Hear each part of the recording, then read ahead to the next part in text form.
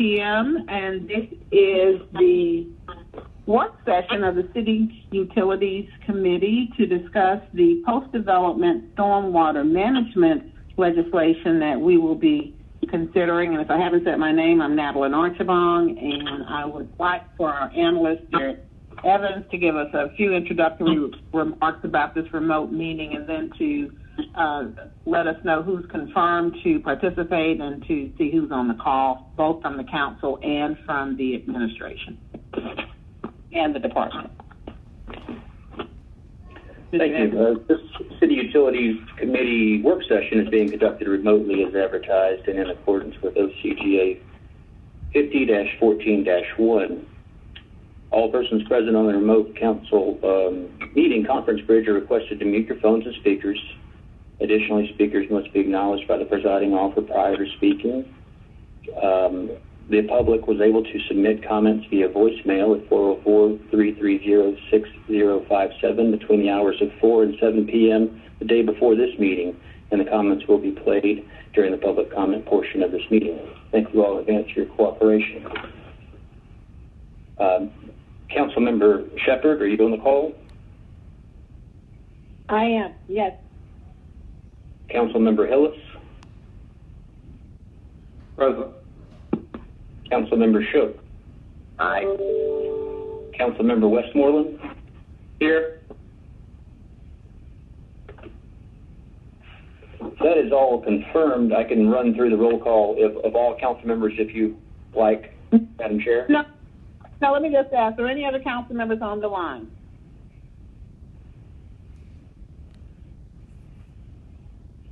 Okay. All right. Thank you. And who's here from Watershed? Who's on the call from Watershed?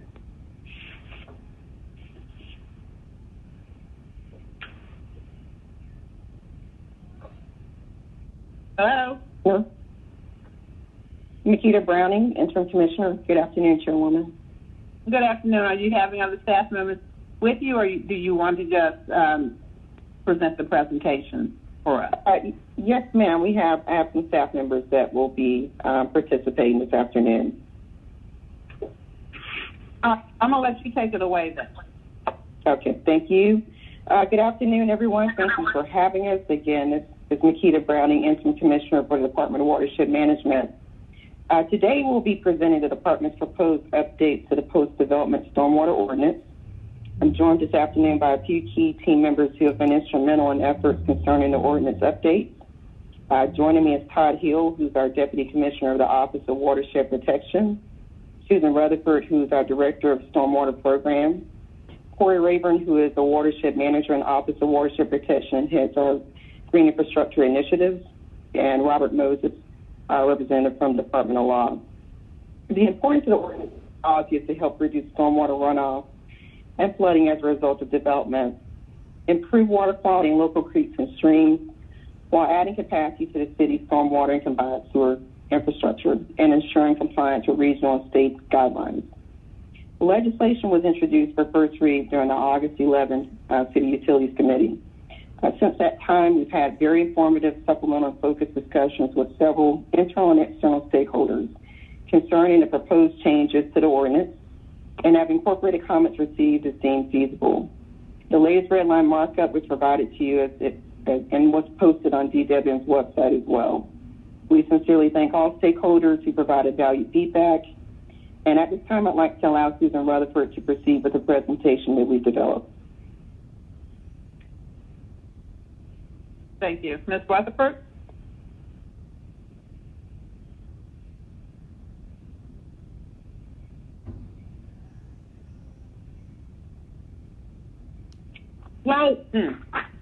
While we're waiting, is the presentation online and on Facebook, Mr. Evans? Let me verify. My understanding is that it's posted on the City Utilities Committee website presentation page. So is this being live streamed for the public? It is. The public can view this on YouTube, Facebook, and Twitter via the @ATL Council handle, on the City Council's homepage at citycouncil.atlga.gov, and broadcast on Channel 26. Great, thank you. Great. Can you hear me? Yes, go ahead, thank you. Okay, excellent. Thank you. So thank you all for having us here today, and I hope we can provide enough information to and answer all your questions that you have about the Post-Development Stormwater Management Ordinance. My name is Susan Rutherford. I'm the Stormwater Director for the Department of Watershed Management. Moving on to slide 2, just an overview of the presentation, a little bit of background about the kinds of impacts that we're having from stormwater runoff, looking at what the existing ordinance says and some of the changes that we have made because of both regulatory requirements and housekeeping updates. Some high-level definitions here before we get started. Post-development stormwater, we're going to use that term a lot, and it basically just means that in our erosion control for construction, the construction phase of any kind of development project, there's stormwater controls and regulations for that construction phase. These regulations that I'm talking about today are for the permanent stormwater controls that last after the construction phase. So that's where that term post-development comes from. Another quick look at this city map where we have all the sewer sheds, and we have the combined sewer area delineated there in pink, and that's about 10% of the city, where the sewer lines also accept stormwater. The stormwater drains into these large sewer lines under the Midtown, Downtown, and the Central Business District of Atlanta.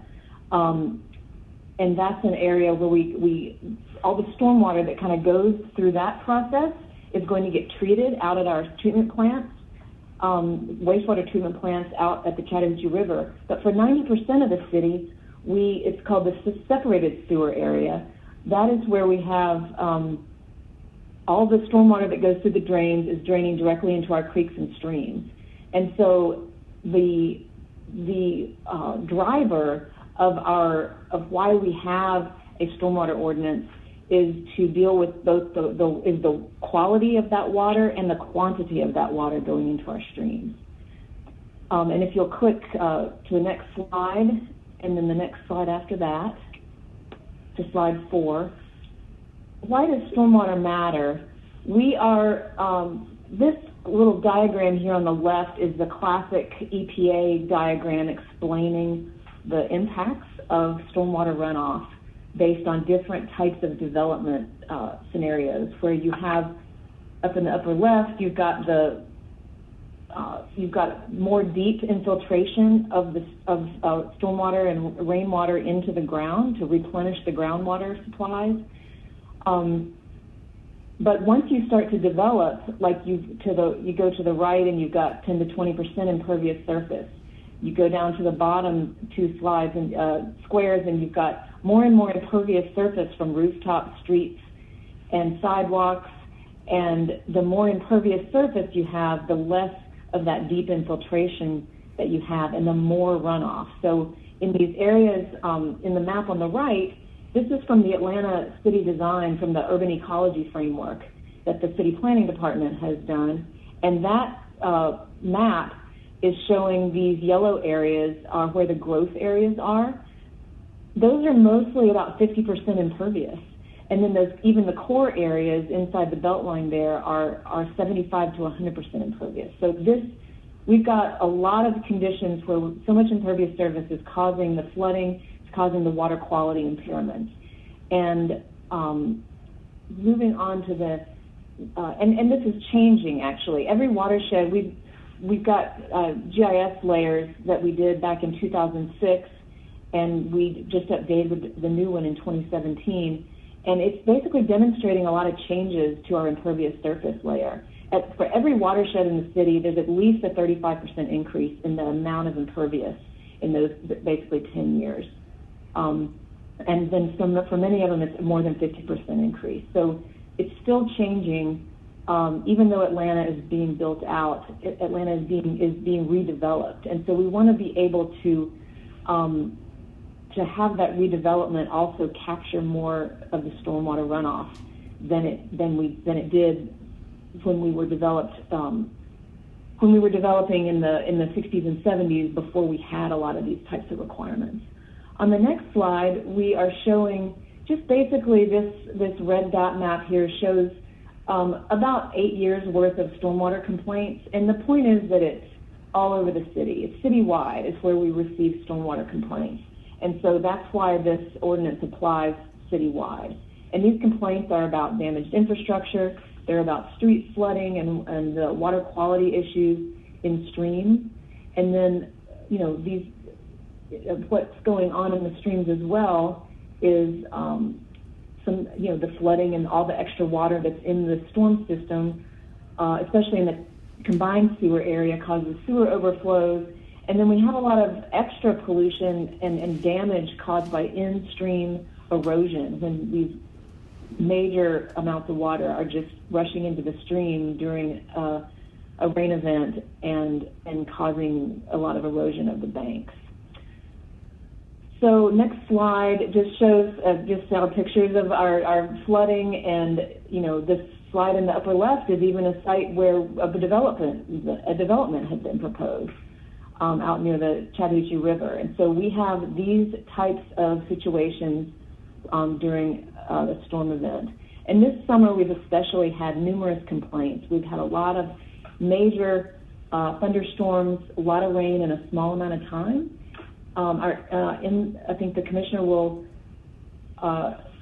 agree that our inboxes and our email inboxes are filled with people who have spent thousands of dollars in their yards and on their properties to deal with the impacts of runoff that's coming from upstream.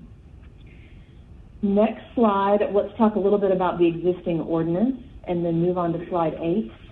The existing ordinance it was actually adopted in 2013. So we have had stormwater controls somewhat that dealt with volume of stormwater back in the 70s. In 2004, we adopted the model ordinance, which was the Metro North Georgia Water Planning District. They were formed early in the 2000s, and they proposed a whole bunch of model ordinances that the members of basically the ARC region that would have to comply,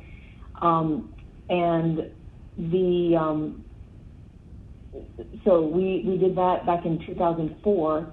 But in 2013, we amended that ordinance and added all the green infrastructure standards with City Council's approval to more address the water quality issue.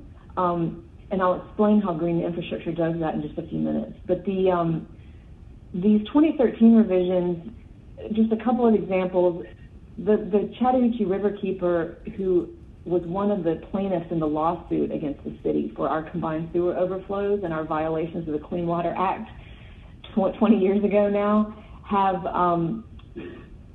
actually gave us an award in just a couple of years ago in 2017 for our green infrastructure ordinance. So this ordinance has kind of helped the city move from a reputation of being a polluter into more of a reputation of being ahead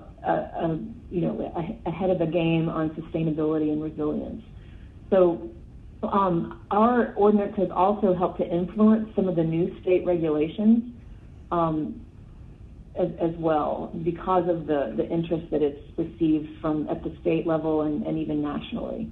This map is showing about 6,000 sites that have been permitted with green infrastructure practices since 2013. And the yellow is the commercial sites. And what's different about Atlanta's ordinance is that we also require green infrastructure practices on single family. And these practices are removing a lot of stormwater from the infrastructure and from the streams every year. Moving on to slide 9, what does the ordinance require? The water quality standards, so stormwater management is all about quantity and quality, right? So we want less water and we want less dirty water going into our creeks. And so the ordinance deals with that by, for the water quality standards, we're talking about runoff reduction, and this is where you have to keep the first inch of runoff on the site. That first inch of runoff is the most polluted runoff, and so by keeping that amount of volume on your site, we're automatically improving the quality of anything that ends up running off the site. So anything above that ends up running off the site. These water quality standards also include the water quality protection, where you're removing the total suspended solids. So that's your sediment and whatever's in the sediment, and the solids that are in the water, the runoff. The detention standards this is where we're talking about how much water you have to detain it and how long you have to detain it. So for channel protection, this is kind of like small, medium, and large storms. So we require for commercial properties, in addition to those water quality standards, for commercial properties, we also ask them to deal with the volume. And so for this 1 year storm event is about 3 inches over 24 hours. So we have requirements that require you to slowly release that first inch, that 1 year storm event, and then it goes on up to a larger storm. We ask you to reduce the rate of the discharge, and this is where some of the impervious surface calculations come in. And then for the extreme flood protection, for those big storms, the 100-year storm event, we are going to ask the applicants to safely convey that 100-year flood without trying not to cause downstream issues. The other things that the ordinance has in it are the planning and approval process. So how does it go through site development division and get approved? What are some alternative compliance criteria, which I'll discuss later? It talks about inspections, plan compliance during construction, the bonding, and then how are you going to take care of this on into the future? And a quick note, when I say commercial, so commercial includes subdivisions.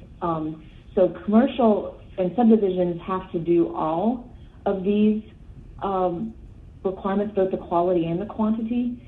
And then we have, for single family, they're only doing those water quality standards.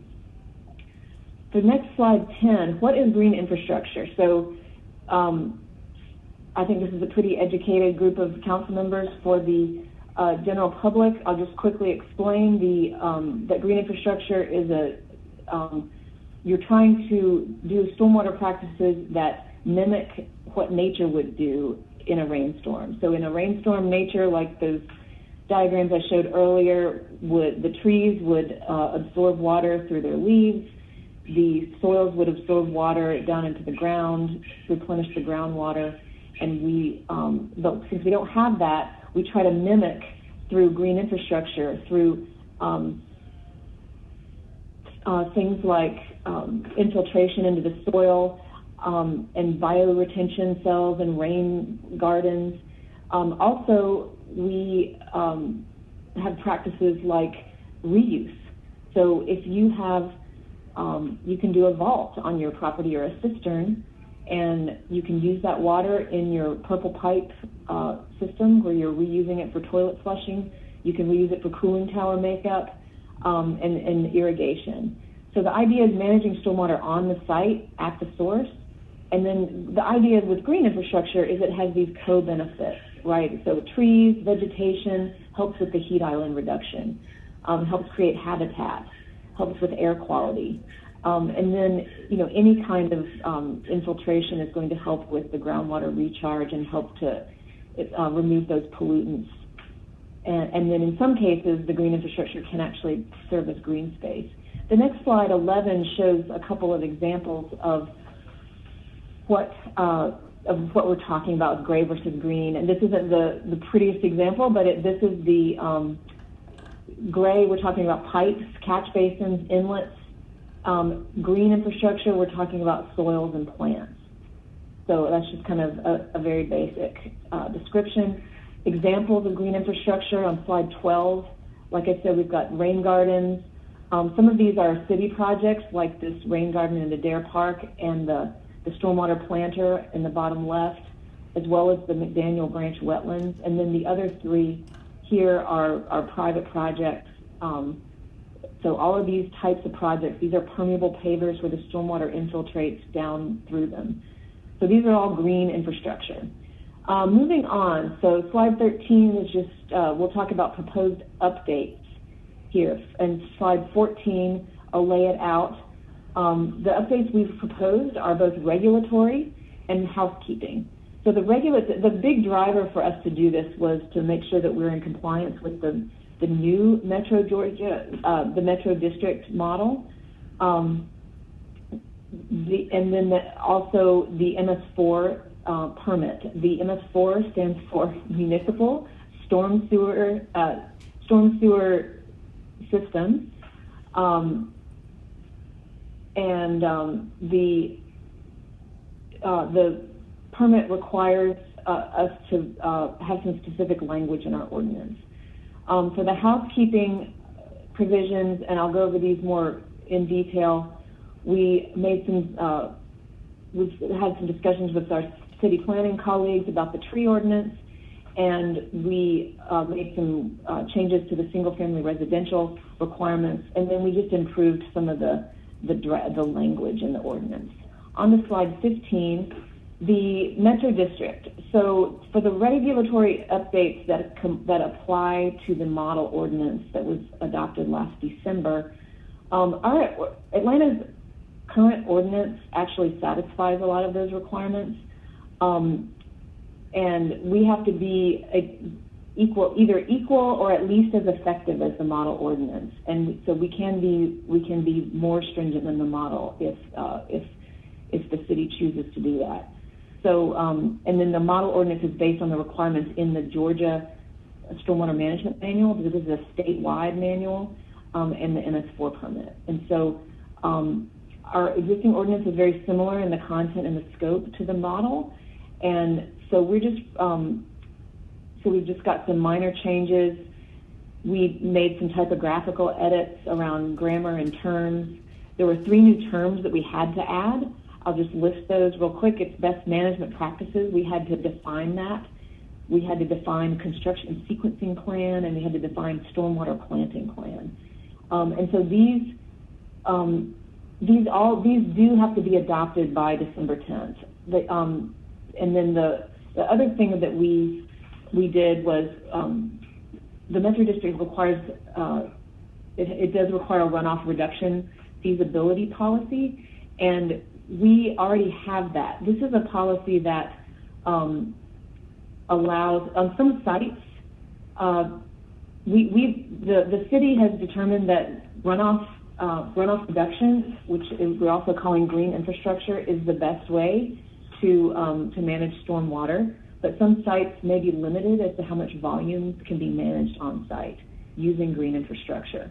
So things like soils, if there's bedrock, if there's a brownfield there, those are some things that would some criteria that would, where we could, our commissioner could determine that that green infrastructure isn't feasible, and that you would then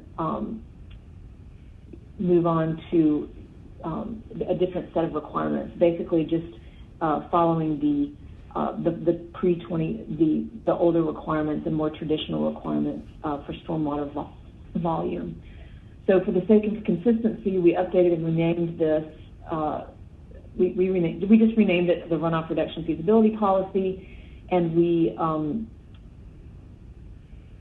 made some changes to our form that you have to fill out to get the feasibility.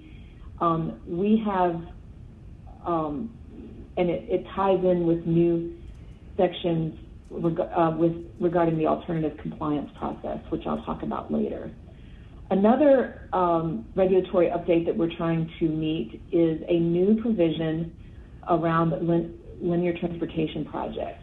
So roads, sidewalks, multi-use paths and trails now actually have to follow the same kinds of stormwater management standards that development does. The idea is that 15% of Atlanta, the city of Atlanta, is covered by roads. So that's an impervious surface. So they cover a lot of land area in the city. So under the new permit, we've got to apply those same stormwater management regulations as we do for land development. So currently, most linear transportation projects are exempt under our current ordinance, except for those that are developed as part of subdivisions. Those have always been required to meet the standard. Those have always been, subdivision roads have always been considered to be part of a commercial development. So we always had standards for those, but this is for public streets and roads. So if we construct or redevelop, the thing about this policy is that it, the ordinance ordains that we have a policy. What we are doing concurrently with this process is we're meeting as a staff with our colleagues in ATL DOT, city planning, to actually come up with the policy. And so we've been back and forth for several months working out what our policy is going to be. The thing is that our policy does have to meet EPD's approval, and they have put out a model policy, and so we're largely sticking to that. And so we're working through, exactly what we would be complying with. I'm going to skip over the next two slides. I just wanted to, I guess slide 18, I just wanted to point out that we're having this interdepartmental coordination. We already have some green infrastructure policies and some goals across the city. This middle picture shows the standard detail that we already have posted on the ATL DOT's website for stormwater planters in the right-of-way. We worked very closely with the city planning department on the city design and the urban ecology framework, and we also, several years ago, we worked with them to insert technical provisions for green infrastructure in the multimodal streets policy. So this is not a new thing that we're looking at linear transportation for this, for stormwater standards and green infrastructure standards in conjunction with linear transportation. So the policy, moving on to slide 19, it's going to exempt any roadway projects that are less than 5,000 square feet. It's going to exempt, emergency work. Anything that had an approved budget prior to June 11th, 2019 is going to be exempt, and isolated maintenance and repair projects. The next slide, it talks about some of the exemptions and some of the criteria that are in the policy in order to be exempted from the stormwater management. And, again, the goal here is that the state wants the city to be doing stormwater management on our streets. And so the criteria are relatively stringent, and we have the commissioner as the person who ultimately enforces these. And so some of the criteria on the right for exemption are topography, safety, cost. We might look at cost on a case-by-case basis. If there's something, a community resource or a natural resource that's going to be damaged because of the green infrastructure, we can deal with that. And then if there's a lot of property acquisition, that might be a criteria for exemption. And it's all the standards. It's all this on the left. These are the stormwater management standards from which a project may be fully or partially exempt.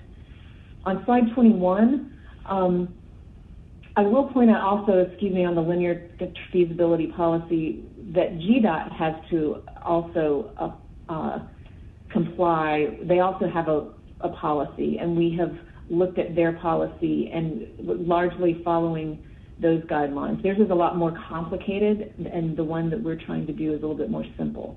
But we are looking at both the model prepared by the Metro District as well as what GDOT does as part of our guide. So I wanted to point out some of the updates that we've done since the first read of the that you all here on the City Utilities Committee have seen. And so one thing we added was a provision extending the performance bond from 1 year to 3 years. Part of the reasoning there for this is that there's numerous complaints we received from downstream owners, and we're looking for ways, some kind of way to just make sure that the new development is taking full responsibility for the impacts of the new development. So extending that performance bond of 3 years is something that we are proposing. We've also added a whole section, 525, which talks about master plans for multi-phase developments that are going to be happening over several years in different phases. We just want to make sure that all those phases, that the stormwater management controls is keeping up with all those phases of construction. So that's an addition that we just made recently.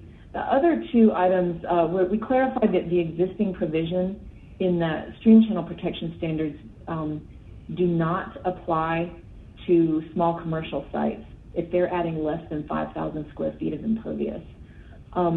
So that 5,000 square feet, that's a trigger for all commercial sites.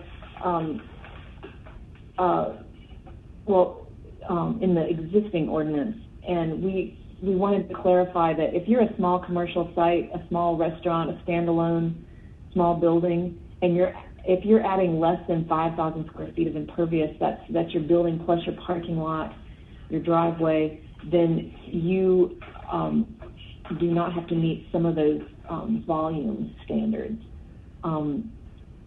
for those smaller projects. Finally, we made changes from what we had initially proposed for the new alternative compliance process that we had proposed earlier this year. The next slide 22, I'll talk a little bit about that. So I mentioned before that we have this feasibility determination. If you can't do runoff reduction, if you there's a whole worksheet where you have to provide soil percolation tests and that kind of thing to and if it's in order to demonstrate that it's infeasible to do the green infrastructure and the runoff reduction of that first 1 inch, then this alternative compliance process establishes a tiered set of goals in order for you to kind of fall back on these. And so that you can see with number 1 here, if you can do 75% of your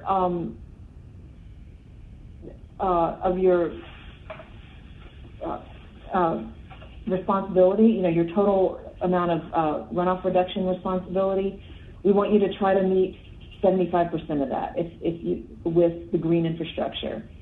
There's other alternatives if there's fewer amounts of fewer amount of green infrastructure that you're able to do on your site, then we just ask you we have kind of a tiered set of applications that we'll review, a tiered set of scenarios that we'll review for that.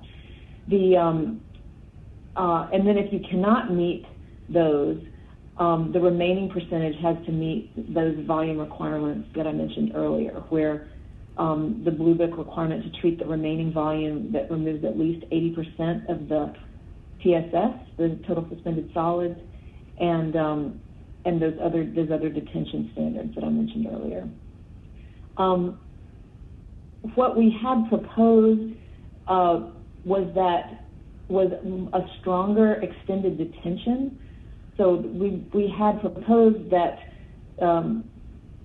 if you couldn't meet the green infrastructure and the runoff reduction, that you would then have to meet it using a longer, a 48-hour extended detention of that 25-year, 24-hour frequency storm event. And then, so those are the kinds of,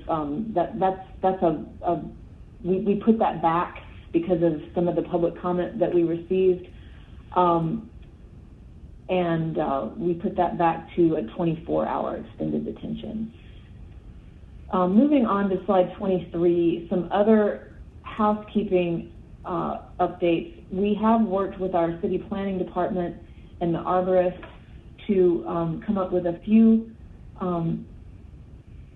ways to try and address the overwhelming support and concern about the tree canopy in the city.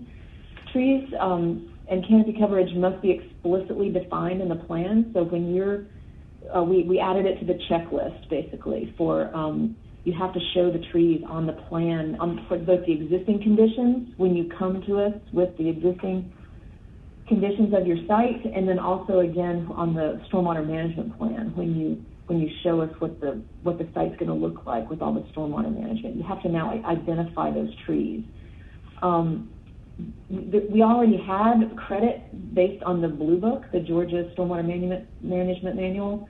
We already had a credit for better site design, so that's things like preserving natural areas and reducing impervious cover, reducing the size of your streets and driveways and that kind of thing. So we already have those provisions so that give you credit for protecting those areas, give you credit against your total stormwater that you have to manage.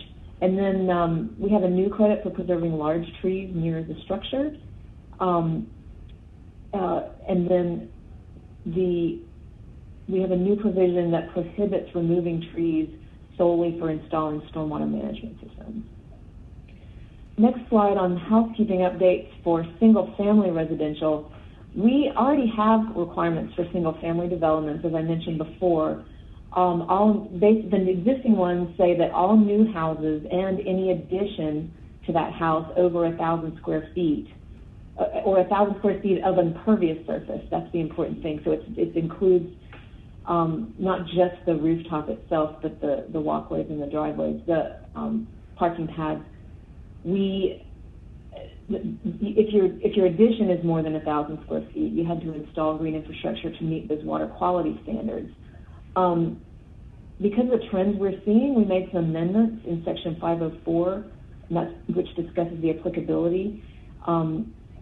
The single-family residential development that installs more than 5,000 square feet of impervious surface must comply with all the stormwater management standards, so the volume and the water quality. We're getting these, we're all familiar with the tear down of a small house on a large lot, and then they come in and build something that's much bigger and causes much more runoff.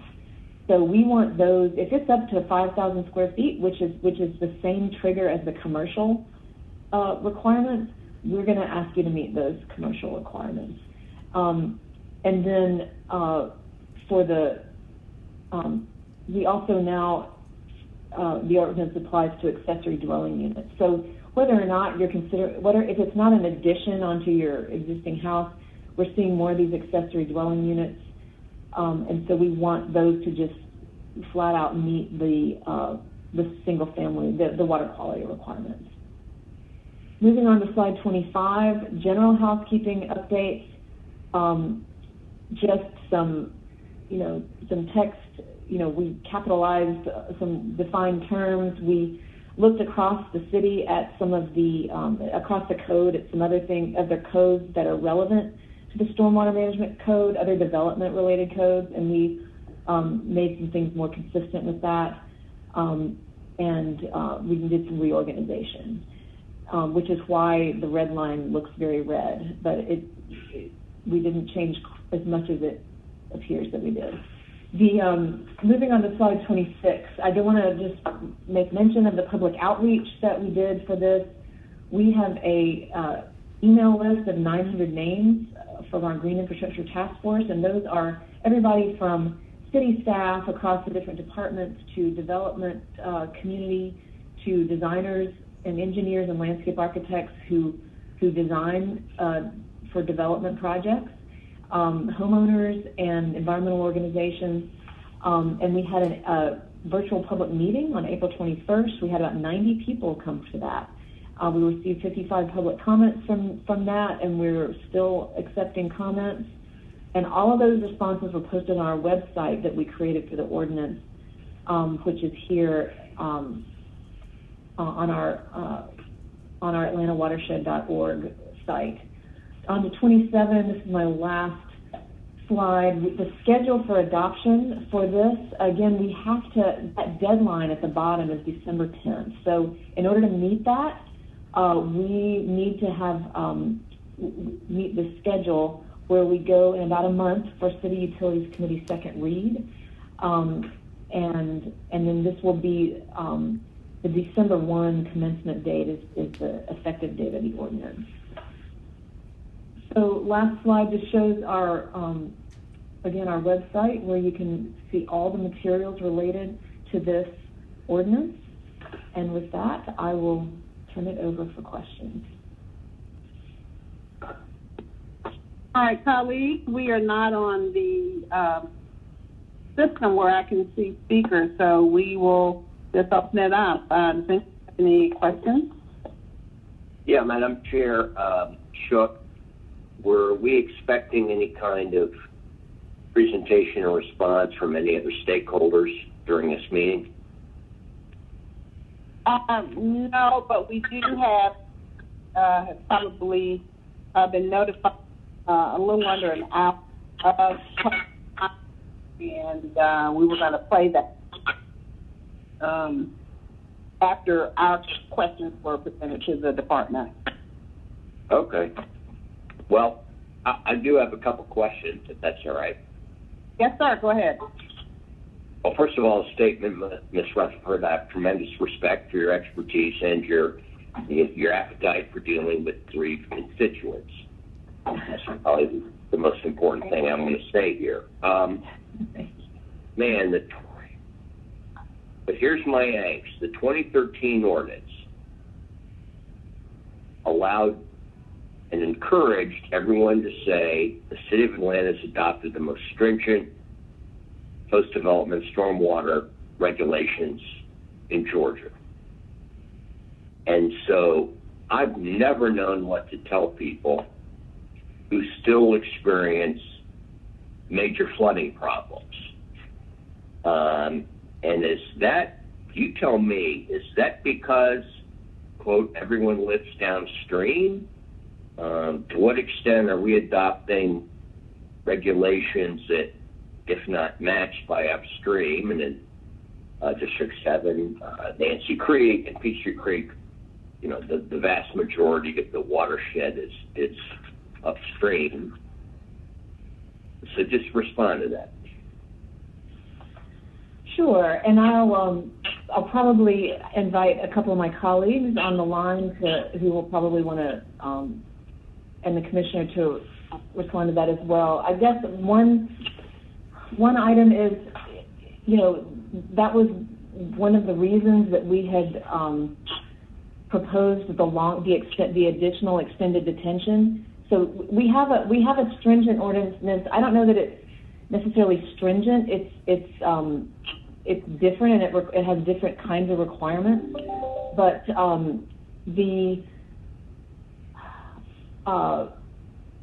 we noticed something. It didn't like, for instance, the new single family. You know, what a lot of people notice is, well, since those 3 houses were built upstream, I've spent $10,000 fixing my yard. You know, I've never seen these impacts before. So we are. One way to address that is this additional provision about the requiring those really large redevelopment of houses to meet the commercial standards, so that they're actually doing detention. Another thing is that we really are getting more severe storms, and so I mean, it is the truth that we all go downstream, but we are getting these more severe storms. And our public infrastructure, we're trying to work on some things with the municipal option sales tax money that we have to work on stormwater in the right-of-way and try to address that type of flooding. But we can't do it all with the public funds. We've got to have the help from the private sector. So, and our, yeah. No, I'm sorry, but let me circle back. are the upstream jurisdictions adopting these same standards or not? Yes, I would say that they are, because these permits are statewide permits, and like the Metro North Georgia Water Planning District is all the metro area counties are having to comply with the model. Well, here's my concern. Look, you stood in people's yards. Yep. This will be the second time we will have promised people that we have these incredibly stringent anti-flooding regulations, but you're going to end up in your boots standing in the backyard of someone that's been flooded. So let me ask this. Go back and tell me about GDOT again, because I've always had the impression, correct me if I'm wrong, that stormwater runoff off of state routes is very deleterious to the system. And are there any changes coming up there? I'll probably ask Todd Hill to help me on this one, but the GDOT does, GDOT is responsible for the maintenance and the state routes like Northside Drive through the city of Atlanta, but we do have some issues, frankly, with figuring out who's going to be maintaining those streets and who's repairing and cleaning out the catch basins on a regular basis. So that's an ongoing issue that we're trying to resolve. But they do have these green infrastructure requirements now. They do have their own MS4 permit, and they do have these requirements to do more stormwater management as part of their projects. I think Todd can help me, Deputy Commissioner Hill. Yes, Todd Hill, Department of Watershed Management. Councilmember Shook, on that, GDOT has their own separate MS4 permit that makes these requirements. They have a more complicated system. Now, they are able to, and since they fall under their permit, we do not regulate them. However, under their permit, they still have their feasibility process too, just like our linear transportation policy has the process to allow for some exemptions based on inability to meet all the requirements. So EPD manages that permit for them and is their regulator on day-to-day issues with the meeting their MS4 permit. But Mr. Hill, how's that going to make anything better? Well, every step that we take with this ordinance for us, for our ordinance. No, I mean GDOT. I'm talking GDOT. They're just going to keep dumping their state route runoff into our streets, correct? That's correct. And unfortunately, as a department city, we have no control over their regulations. No, I understand. I'm just, my concern is the city of Atlanta has knocked itself out. We're downstream of everybody else, and we're going to impose all these regulations, which means costs, which get passed along, et cetera, et cetera. And I'll be interested in hearing what other stakeholders say. But man, as long as GDOT keeps doing what they're doing, and if the cab doesn't have to do the same thing we're doing, I'm not sure where we end up. Although morally, I understand the question that should that not persuade us to do what we need to do here in our backyard. So final question. To this day, I have yet to understand where site development falls into the sort of galactic system of applications. So can anyone here, is site development subservient to the Office of Buildings, or what's the story? Site development is an office within the Department of Watershed Management that is part of the Office of Watershed Protection, and they are responsible for maintaining our regulatory requirements for the waterways. That's why you have your land disturbance permit, where we have our erosion control policies and stormwater policies are enforced, and those are based off state requirements. They do go through the full policy. This ordinance, they follow our ordinance strictly on everything, and even down to where when people say they can't meet the requirements of our green infrastructure for our post-development ordinance and fill out the alternative runoff reduction policy, that's a process that that the applicant has to do expensive reports, a lot of detailed reports, and then those are not approved at the staff level. Each one of those comes to me for final approval because we understand the sensitivity. I have stood in people's backyards like everybody else and listened to them about flooding complaints, and we're all working hard to try to resolve those in this case. But yes, site development actually does go through it. However, in that process, they are not going to actually rerun every calculation that the design professional does. They are reviewing them to make sure they meet the requirements of our ordinances, and they hold the applicant strictly to those requirements. What? All right. Well, I appreciate that. Final question. What's your appetite for sort of opening up I'm not sure what the Stream Buffer Technical Review Committee? I'll be glad to talk about that. We have actually, over the past year, seen several instances. Towards the end of last year, I saw a couple of instances on appeals and public comment about some of the applications. I sat down with our team, I sat down with the former commissioner, and I sat down with our current commissioner and discussed, and I worked with the law department, and we have revamped that riparian buffer technical panel. There is a full process where it's very transparent now. We're actually having our first virtual meeting, hopefully this upcoming Wednesday. It's been advertised.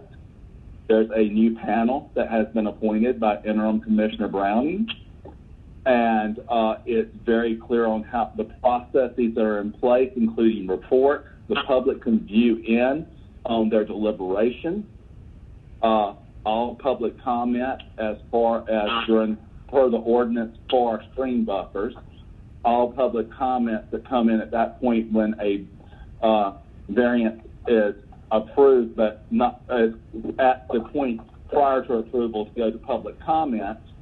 All those comments are documented, and each comment is responded to and posted. We have this up on our website. The website should be going live today, advertising and providing the schedule for the technical panel. But yeah, I'm excited about the changes we've made. I think we've improved it and allowed a lot more transparency and more ability for the public to see what that technical panel is doing and how they deliberate. All right, and I apologize to the chair for dragging this out. My last add-on additional question, though, isn't this a little bit backwards? Site development, the technical review committee, whatever it's called, which are composed of excellent, knowledgeable people,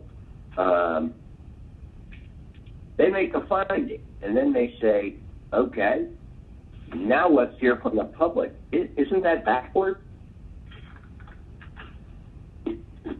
Well, the majority of these applications that come in are never approved. By the time we go through what the requirements are in the ordinance with the applicant, it's a very iterative process because once we review it, we ask and look and try to work with the applicant to find an alternative that can work without them needing an encroachment into the stream buffer. And then they have to prove that there's a hardship and a reason according to the hardship that's outlined in the ordinance. And we want to try our best to prevent any encroachment into the buffer. However, there are cases where a driveway has to go in, or some site constraints that we have no control over, that the owner has no control over, where they have to go into it. So that's the purpose for allowing the encroachment. It's not to allow just blatant development into the encroachment. And so we're just following how the ordinance is written. All right. Ms. Archibald, I apologize on that. No, that was all very, very good, and I have some follow-up questions for offline. So thanks for the walk down memory lane and the reminder about the real challenges. Anyone else with questions?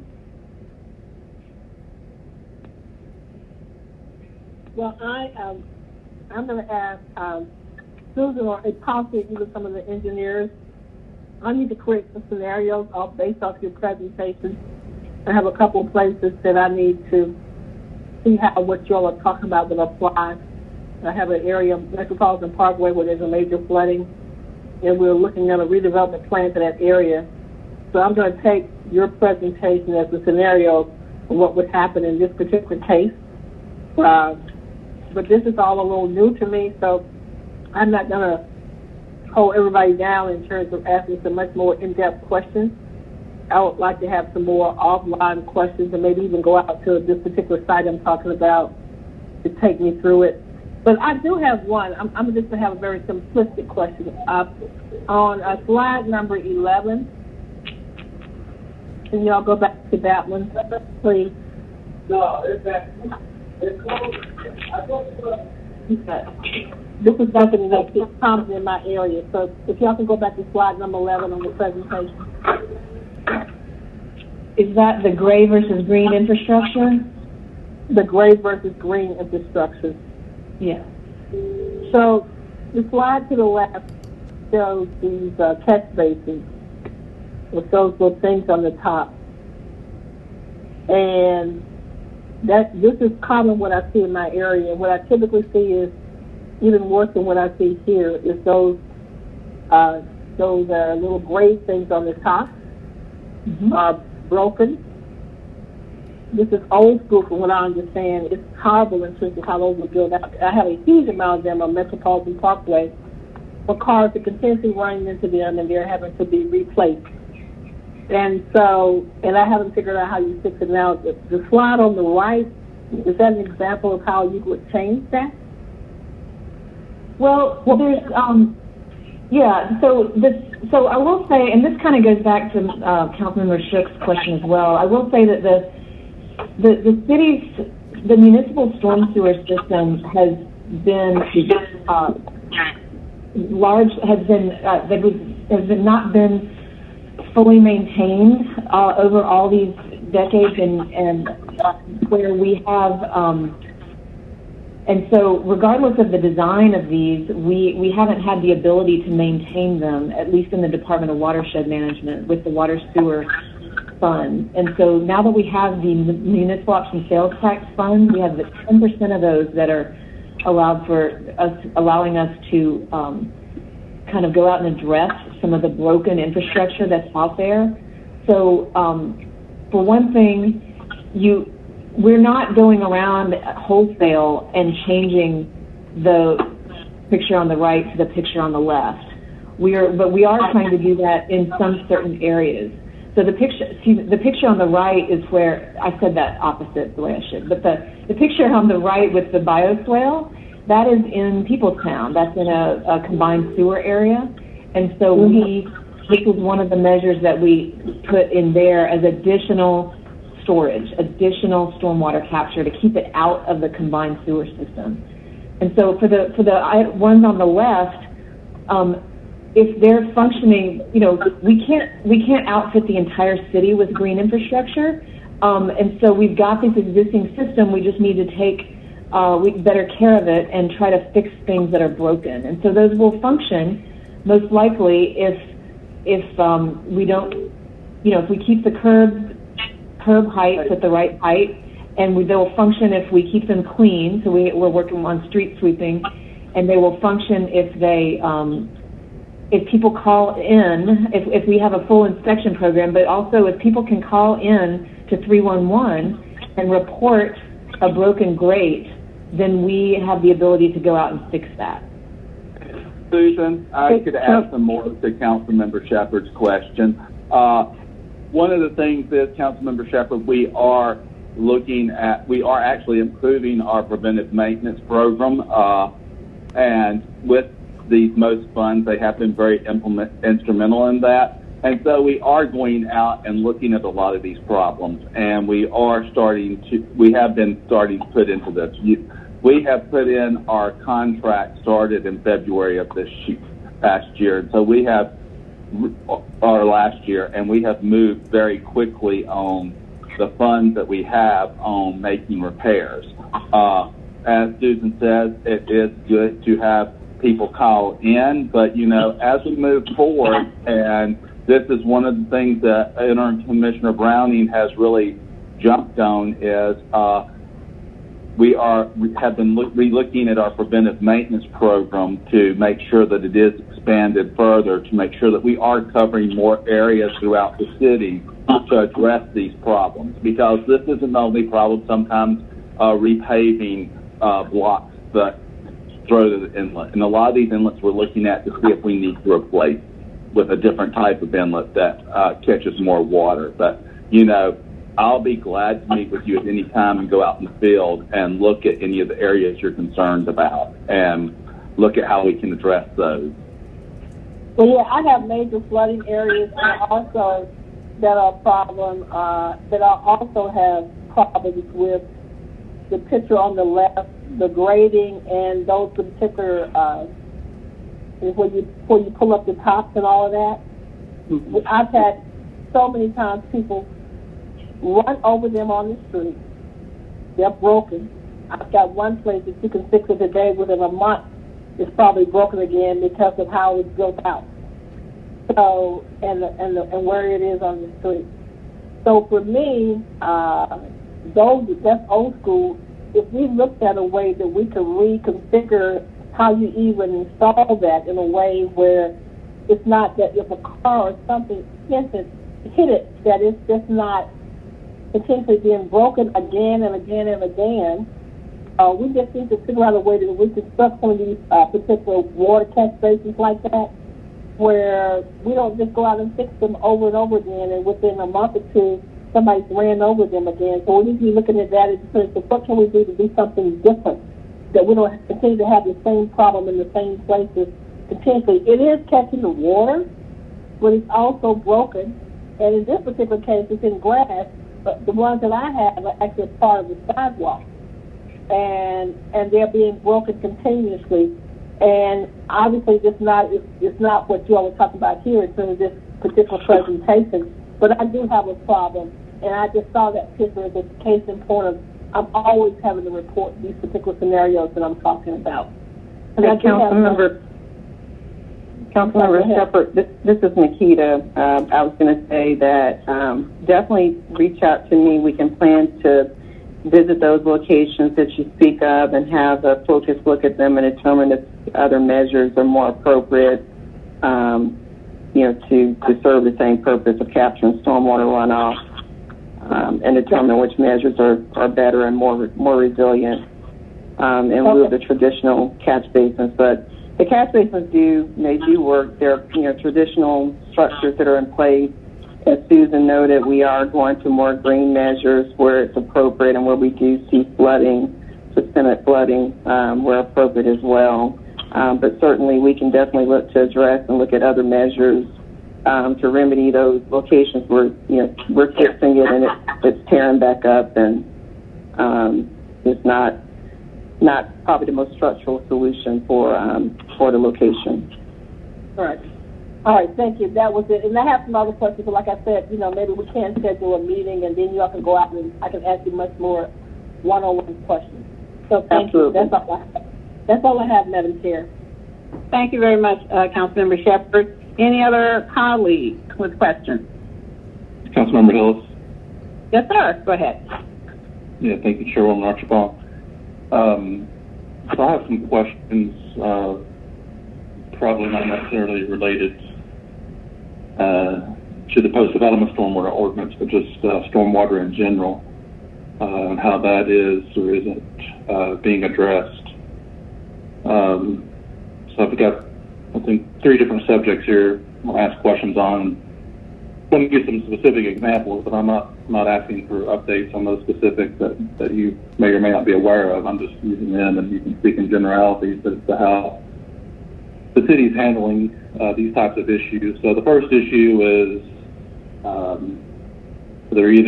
the problem is there isn't a storm drain where one clearly should be that wasn't caught for whatever reason in the development. And the second scenario is there is a storm drain there and there are issues around that storm drain. There's way too much water. It's overtopping the curb. There's not a curb there. And in some of those where there is a storm drain there, Engage Watershed and much to y'all's credit, y'all are always very, very quick to respond and investigate. But then I get, we have to, we have to investigate to see if there's for example, a stormwater easement or something like that. There's this one example where water is coming down a city street, overtopping the curb that is present at the storm drain and going into someone's yard and causing thousands of dollars worth of property damage.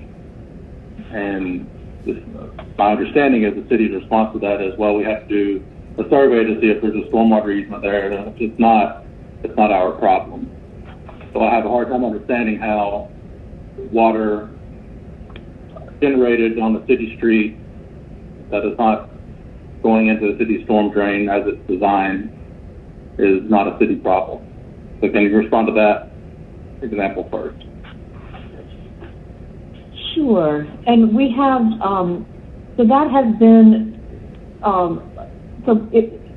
like I said, in the past, until just about 3 years ago, when our department got the most funds to be able to address stormwater, we, our department was only able to develop or to address storm issues on an emergency basis.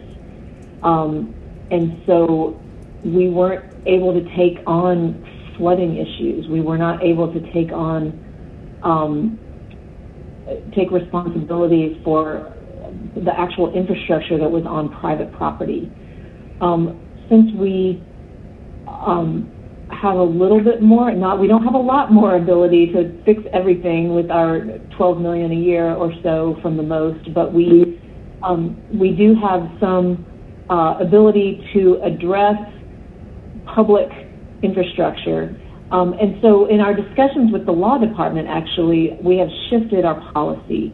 And also our Commissioner Browning has been a part of those discussions where we're shifting our policy to try to deal with the stormwater that's in the right-of-way and manage that wherever it goes.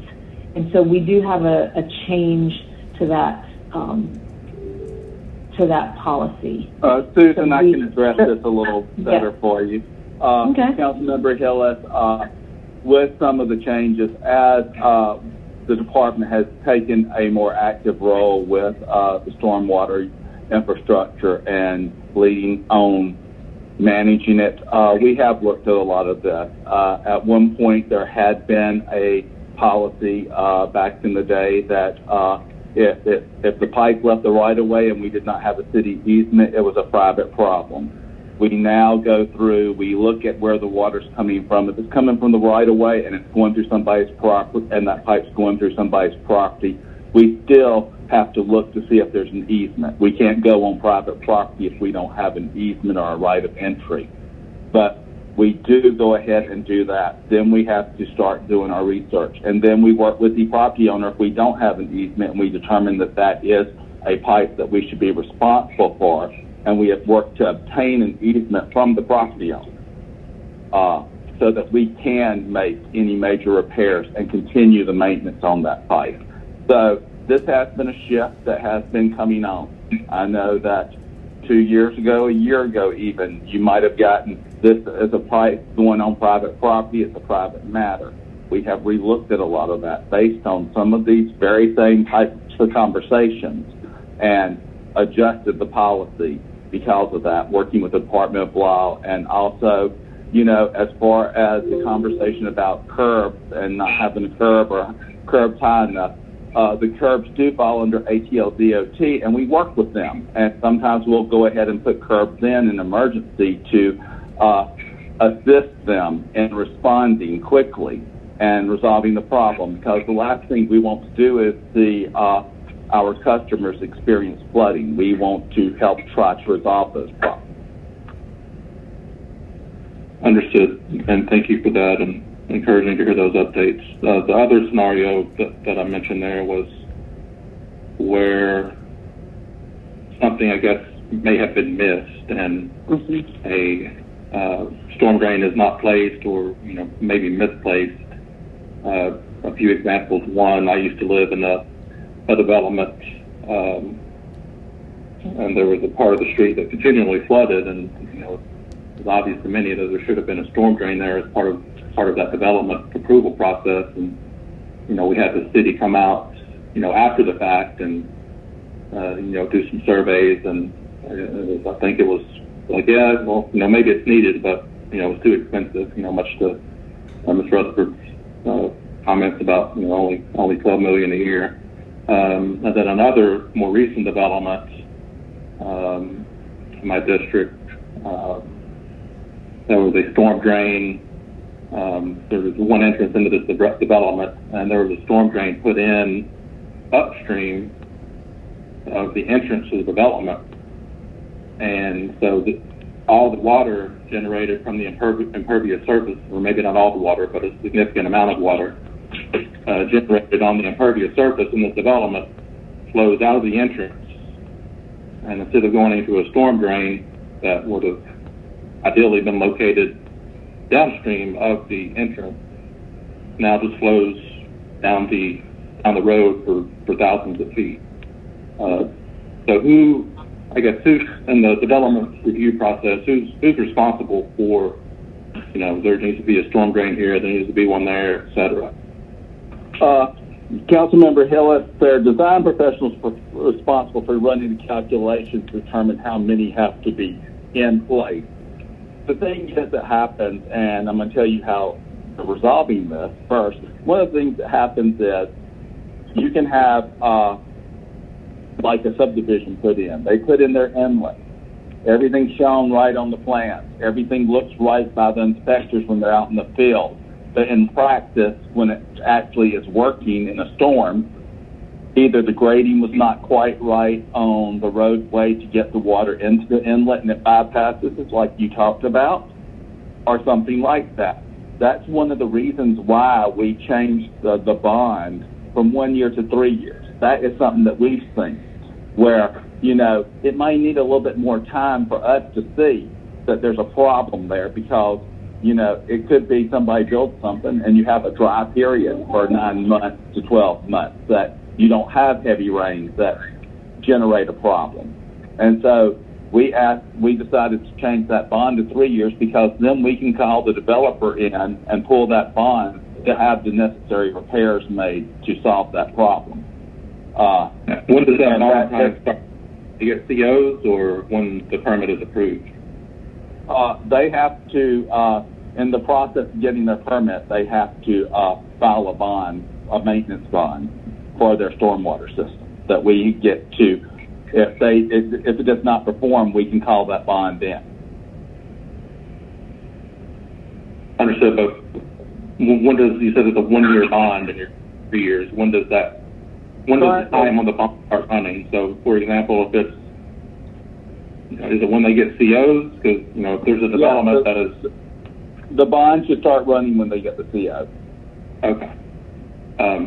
So there's, I'll follow up with you on specifics of the ones I'm talking about, but wanted to move on to my final thing, and that's...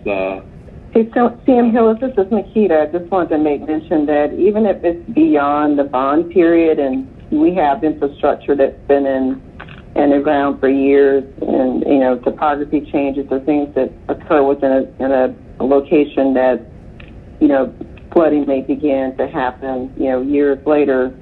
We have our contracting mechanisms that are available to assist and remedy those types of situations, but we also have internal resources that are equally able to install the necessary catch basins and measures to address stormwater issues. So we're a full service department, and we have all of the capabilities to address the matters in the event that additional or new structures need to be installed. Understood. And my final question is, I guess, on other private property matters and enforcement. For example, if something that is clearly a private property matter, a private storm drain or something like that on commercial property is clogged or collapsed, and that issue causes problems on either public property or public streets or other private properties, is there an enforcement mechanism to get those property owners to do those improvements to mitigate that flooding, or what does Watershed currently do in those situations? Okay, on commercial sites especially, we have our stormwater compliance team. Commercial developments are required to do a maintenance and operations agreement, their stormwater system. And if it's not functioning, we can go, and they have to have it inspected every year and submit those inspections to us. And then we inspect 20% of those every year throughout the city to meet our regulatory requirements at a minimum. And what happens is, if we have a complaint and we send our MS4 team out, they go out. The first thing they do, if it's not in compliance, they'll give a notice of violation. And that tells the property owner they have 30 days to resolve and bring it into compliance. If they don't have it brought into compliance within the 30 days, we start the citation process. So, and I encourage our staff not to be scared of writing citations. If they are not meeting the requirements of our ordinances, then they need to be cited. But, the first thing is to notice the violation to give them the opportunity to bring their site into compliance, and we explain what they need to do. And I'm not asking for a specific number, but how many would you estimate per year? How many citations does Watershed issue in a typical year? I can provide those numbers. I could not give it off the top of my head, and we'll be glad to provide that as a follow-up. Yeah, I'll look forward to that, and also would it be okay to reach out to you if you want to maybe visit some specific sites that I've kind of used as examples here, and try to understand more of what the issues are and how we can resolve them. Councilmember Hillis, I'm always available anytime to schedule site visits with you. Okay. Thank you so much. That is all. Ms. Archibald. Yes. Okay. Thank you, Councilmember Hillis. I have a few questions, but I wanted to first see if there are any other colleagues who have questions.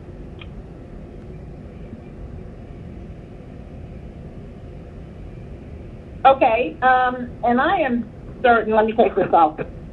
I am certain that comments that you've already received from the public are in your inbox, but I wanted to, one of the things that has come in from comments I've heard has been about the removal of the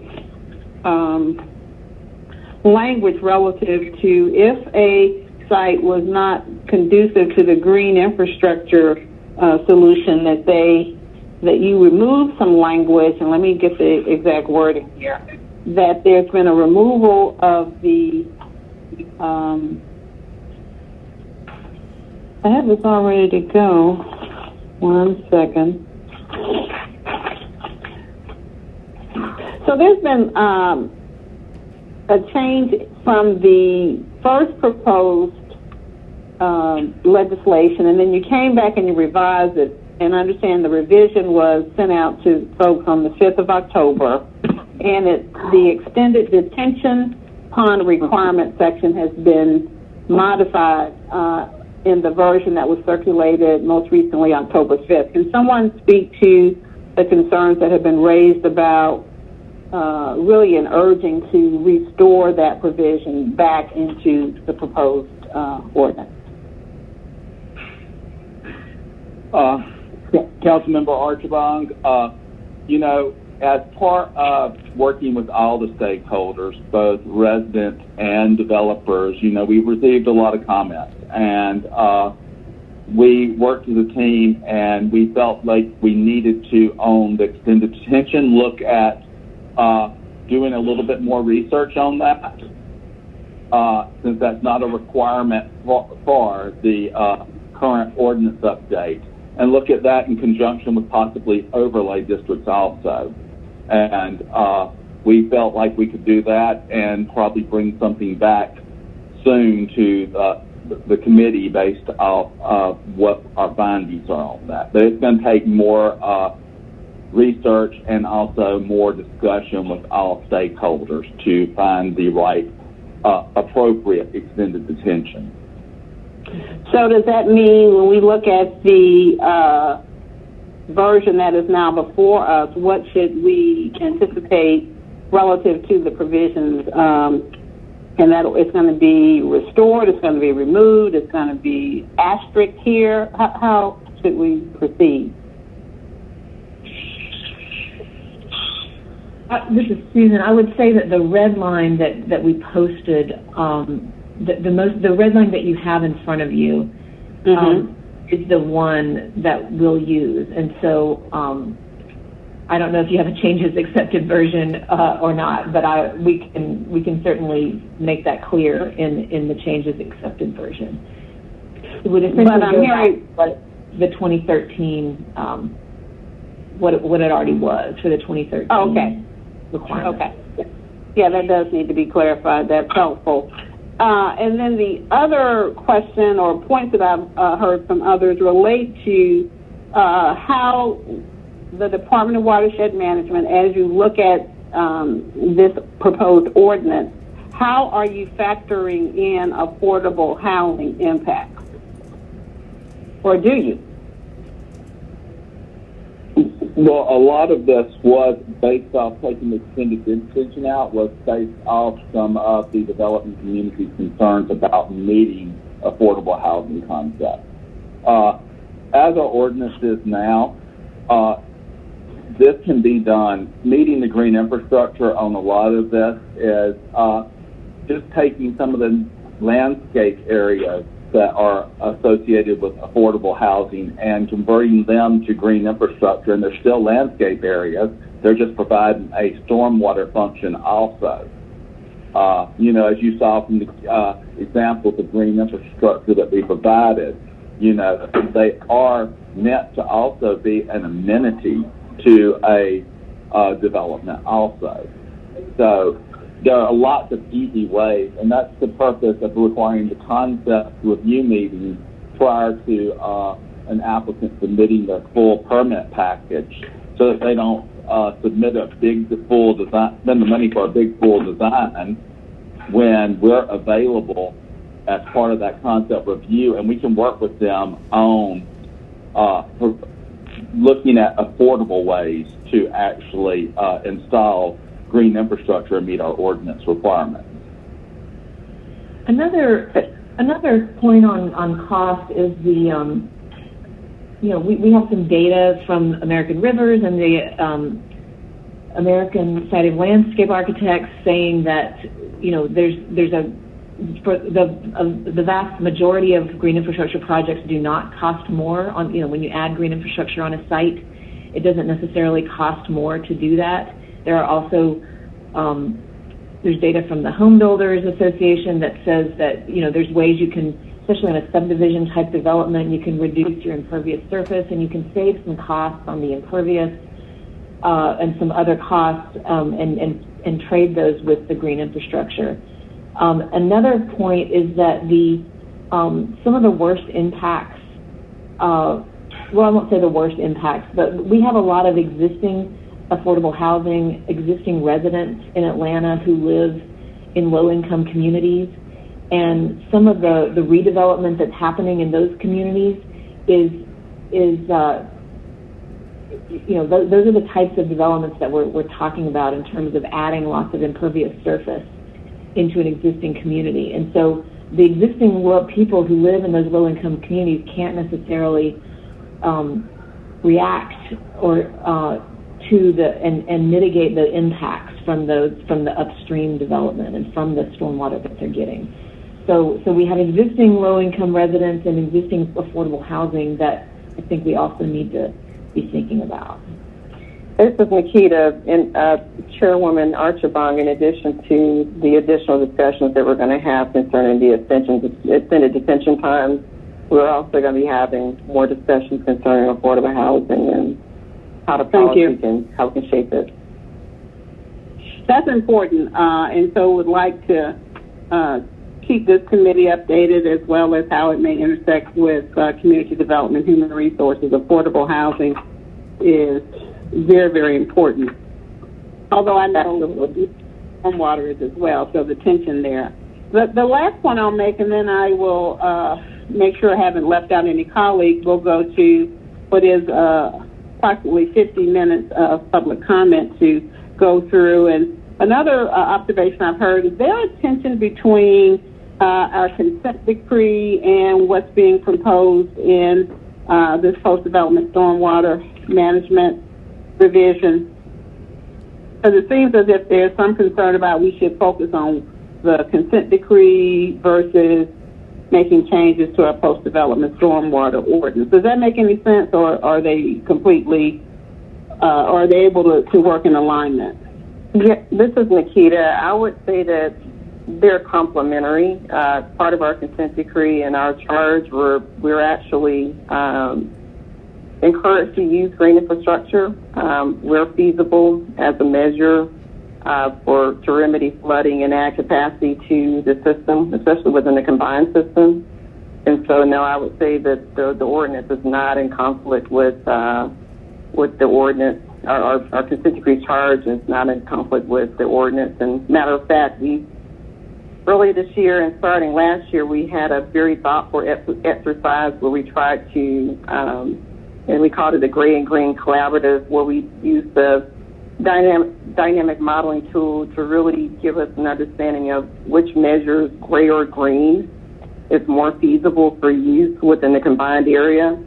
And from that exercise, we were able to save about $60 million on projects and got a good diversification between, gray, which were pipes and vaults, versus, biodetention and bioswales and et cetera, other green infrastructure measures. So I definitely would say that it's complementary and we're working together collaboratively. All right, and so with the other, it's like this is a three-legged stool. This is one stool, the tree protection ordinance being another. Is there anything that could come from the tree protection ordinance that would impact or change what you would do? I guess it's hard to say because it's all speculation at this point about what may happen in the tree protection ordinance, but it'd be great if we could do these all at the same time. But did I hear you say that we have to have this done by December 10th? Yes, it has to be in place by December 10th. And we have been working hand in hand with our colleagues in the planning department on the tree ordinance. And so they've been involved in providing input into this ordinance rewrite, and we've been involved in their ordinance rewrite. So I feel that they're complementary to each other now. So, but we haven't approved that yet. So, but I hear you in theory. It looks like it's moving in that direction. I hear you. Who is that about to say something? Yeah, this is Susan. Everything was just said is correct. Just a little bit more detail on. We are doing the. There is some things like I mentioned in slide 23 that there's new credit for preserving large trees near a structure. So we're waiting on the tree ordinance to officially define large trees or priority trees, and But this is something that would go into a guidance document anyway, and not necessarily into the ordinance itself. So there's a couple things like that we're still kind of waiting on the tree ordinance. But I think that it's going to work out because they're things that are going to go into our guidance documents. And then one thing the tree ordinance is doing is they're going to give credit in the recompense calculations for trees installed as part of green infrastructure practices. So they're going to give some, I guess, enhanced credits for that. Okay, well, that remains to be seen, but thank you very much. Colleagues, are there any other questions from colleagues? All right, now, Mr. Evans, we have about 50 minutes of public comment. Is that correct? Yes, Madam Chair. Okay, I have to co-chair a webinar at 3 o'clock, so I'm going to drop off at that point. I don't believe we have to officially adjourn the meeting, but I want to thank everybody for participating, and at the end of the last message, we'll consider ourselves adjourned, and I appreciate everybody's participation. And with that, Mr. Evans, would you, yes, I hear somebody say something? No, it's just Mikita. Thank you, Madam Chair and members of the committee for allowing us to speak with you today. All right, thank you. Mr. Evans, please play the public comment.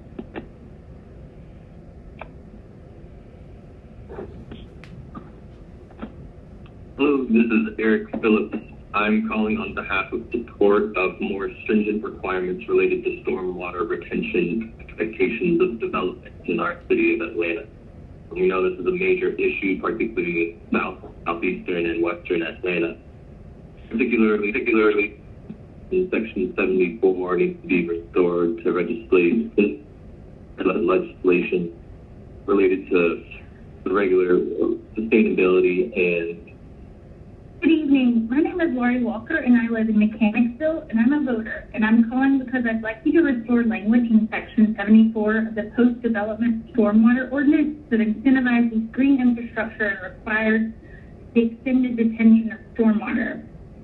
Too many of my neighbors have been displaced because of the city's poor management of stormwater. Unchecked development creates long-term structural loss and liabilities for the city. This means we risk losing the residents, institutions, culture, and talent that make the city what it is due to the effects of displacement. Atlanta's existing ordinance has led us to become a leader in the state for how we've addressed localized flooding and water quality concerns and storm runoff. As a world-class city, we must lead nationally as well. Because of this, I'm asking you to restore the extended detention language that has been deleted from Section 74 of the Post-Development Stormwater Ordinance. Thank you so much, and have a good evening. My name is Deborah Arnold, and I live in the Mechanicsville community, and I am a voter. And I am calling because I would like you to restore language in Section 74 of the Post-Development Stormwater Ordinance that intensifies green infrastructure and requires the extended detention of stormwater. Personally, too many of my neighbors have been displaced because of the city's poor management of stormwater. Changing this language weakens the incentives for developers to incorporate green infrastructure in their projects. Basically, to include, because of this, I'm asking you to restore extended detention language that has been deleted from Section 74 of the Post-Development Stormwater Ordinance. Thank you so much. My name is Alan Johnson, Executive Director with Housing Justice League. I work in the community and neighborhood of Peoplestown, and I am a voter. I am calling because I would like for you to restore the language in Section 74 of the Post-Development Stormwater Ordinance that incentivizes green infrastructure and requires the extended detention of stormwater. For so many years, in so many decades, our neighbors are being displaced because of the city's poor management of stormwater. People in our community, their homes are flooding during the big storms and even during regular events. The people don't want to continue to be displaced out of their homes. The downtown connectors are always backed up because drains and highways are flooding and the water is not being captured in its proper place. We want you to please help us in addressing this issue by acknowledging that there is progressive green infrastructure in place, like many other cities in the United States. For example, in Philadelphia, they have adopted many different infrastructure green plans to mitigate the issue and mitigate the harm that causes many people to be displaced. So I urge you to please restore the language that is extension language that has been deleted from Section 7.4 of the Post-Development Stormwater Ordinance. Again, I urge you to please restore the extended detention language that has been deleted from Section 7.4 of the Post-Development Stormwater Ordinance. We, as low-income and affordable housing advocates with Housing Justice League, we need for our city council to be more responsible for protecting the public health and our environmental health. As Atlanta citizens, and failure to support this legislation is going to be a failure to support us. Thank you. Hi, this is Kimberly Scott, formerly Palmer, Western resident, Pocket Creek resident, Great Ferry CSO resident, and I'm calling in regards to the special work session for CUC regarding an ordinance to amend the Atlanta City Code with their stormwater ordinance or management plan. The problems in this community are real, whether it's upstream in Custer CSO or downstream in the entrenchment CSO. I would like to propose that the urgency is not around including language that will produce a short-term solution, but in helping to provide a long-term solution that will not only solve localized flooding in these communities, but ensure that the city remains committed to fulfilling their consent decree requirements throughout the community and throughout the city of Atlanta. Our focus as community residents, constituents, leaders should be assisting the city in providing long-term solutions that will enable our developers to put in housing in a system that's environmentally safe and sound. So I'm always here to help. I would love to be able to continue to work with you guys to provide a solution, and I am committed and remain committed to not only the community that I serve, but the great city of Atlanta to make sure that this localized flooding is dealt with on the consent decree side, but also has a solution that is long-term for our residents. Thank you so much. Again, Kimberly Scott, formerly Palmer, and I'm here and look forward to the work session. My name is Bertha Darden. I'm a member of the Deepertown Resident. I am with the newly formed organization called the Entrapment Creek Community Steward Council. This Entrapment Creek is a primary watershed area in South and Southeast Atlanta. Many residents may not be aware of the creek because much of it is buried underneath asphalt and concrete. In fact,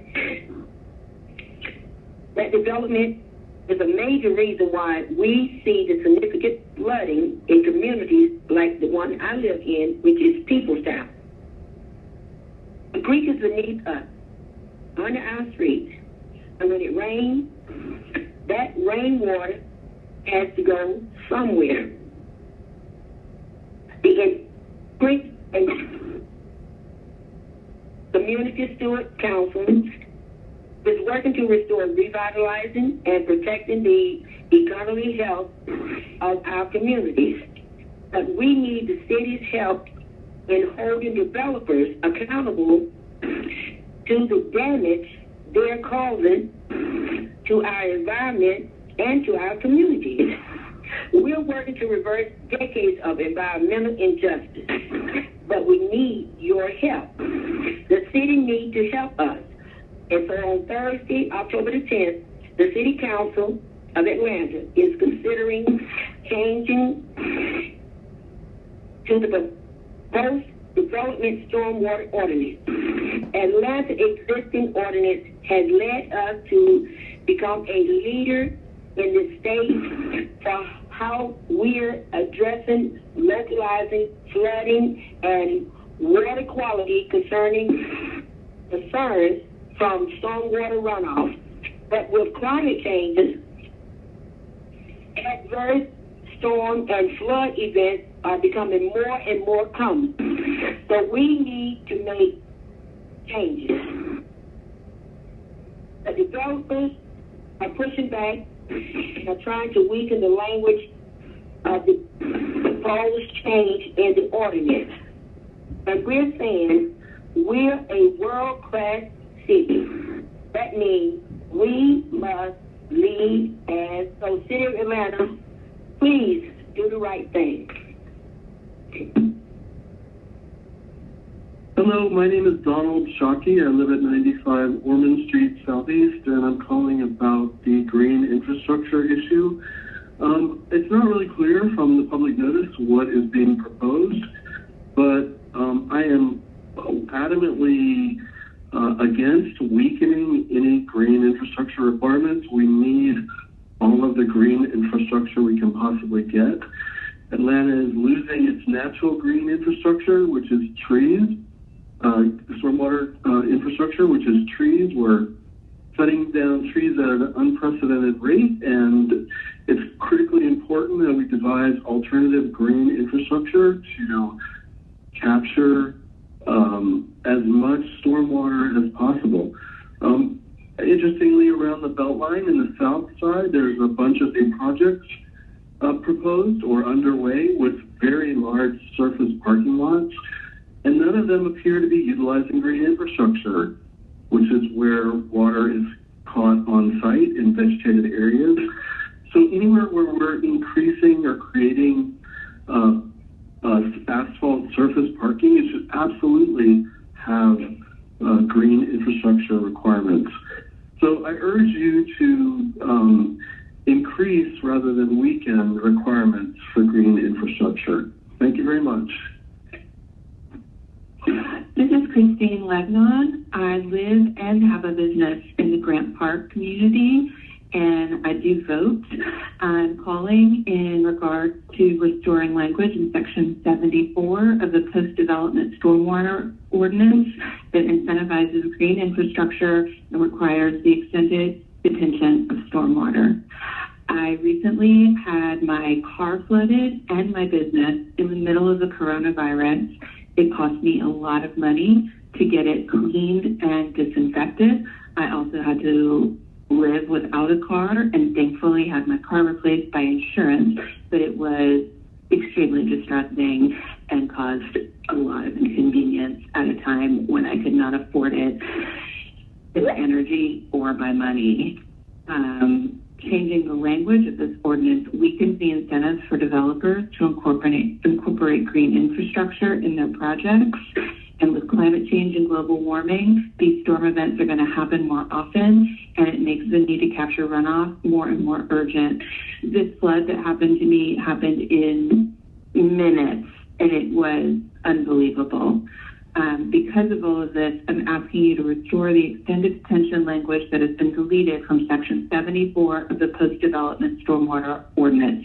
Thank you very much. Hello, my name is Keith Parsons, and I live in Ormwood Park, and I am the Vice President of the Board of the Georgia River Network, and I also serve on the board of the South River Watershed Alliance. I've also been active in the One Water initiative for Entrenchment Creek redevelopment. I am submitting these comments in relation to tomorrow's meeting on Section 74 of the Post-Development Stormwater Ordinance. I am a little bit upset by the fact that the ordinance that is presently in front of me has been put out there in very short order in the last 48 hours, and it has numerous issues associated with it. The primary issues are disincentive for developers to pursue green infrastructure, the elimination of extended stormwater detention requirements, and total weakness in the alternative compliance process, which would lead to excessive stormwater damage. This is in addition to the existing language that I started, the extension. The extended detention language has been deleted from Section 74. It needs to be put back in there.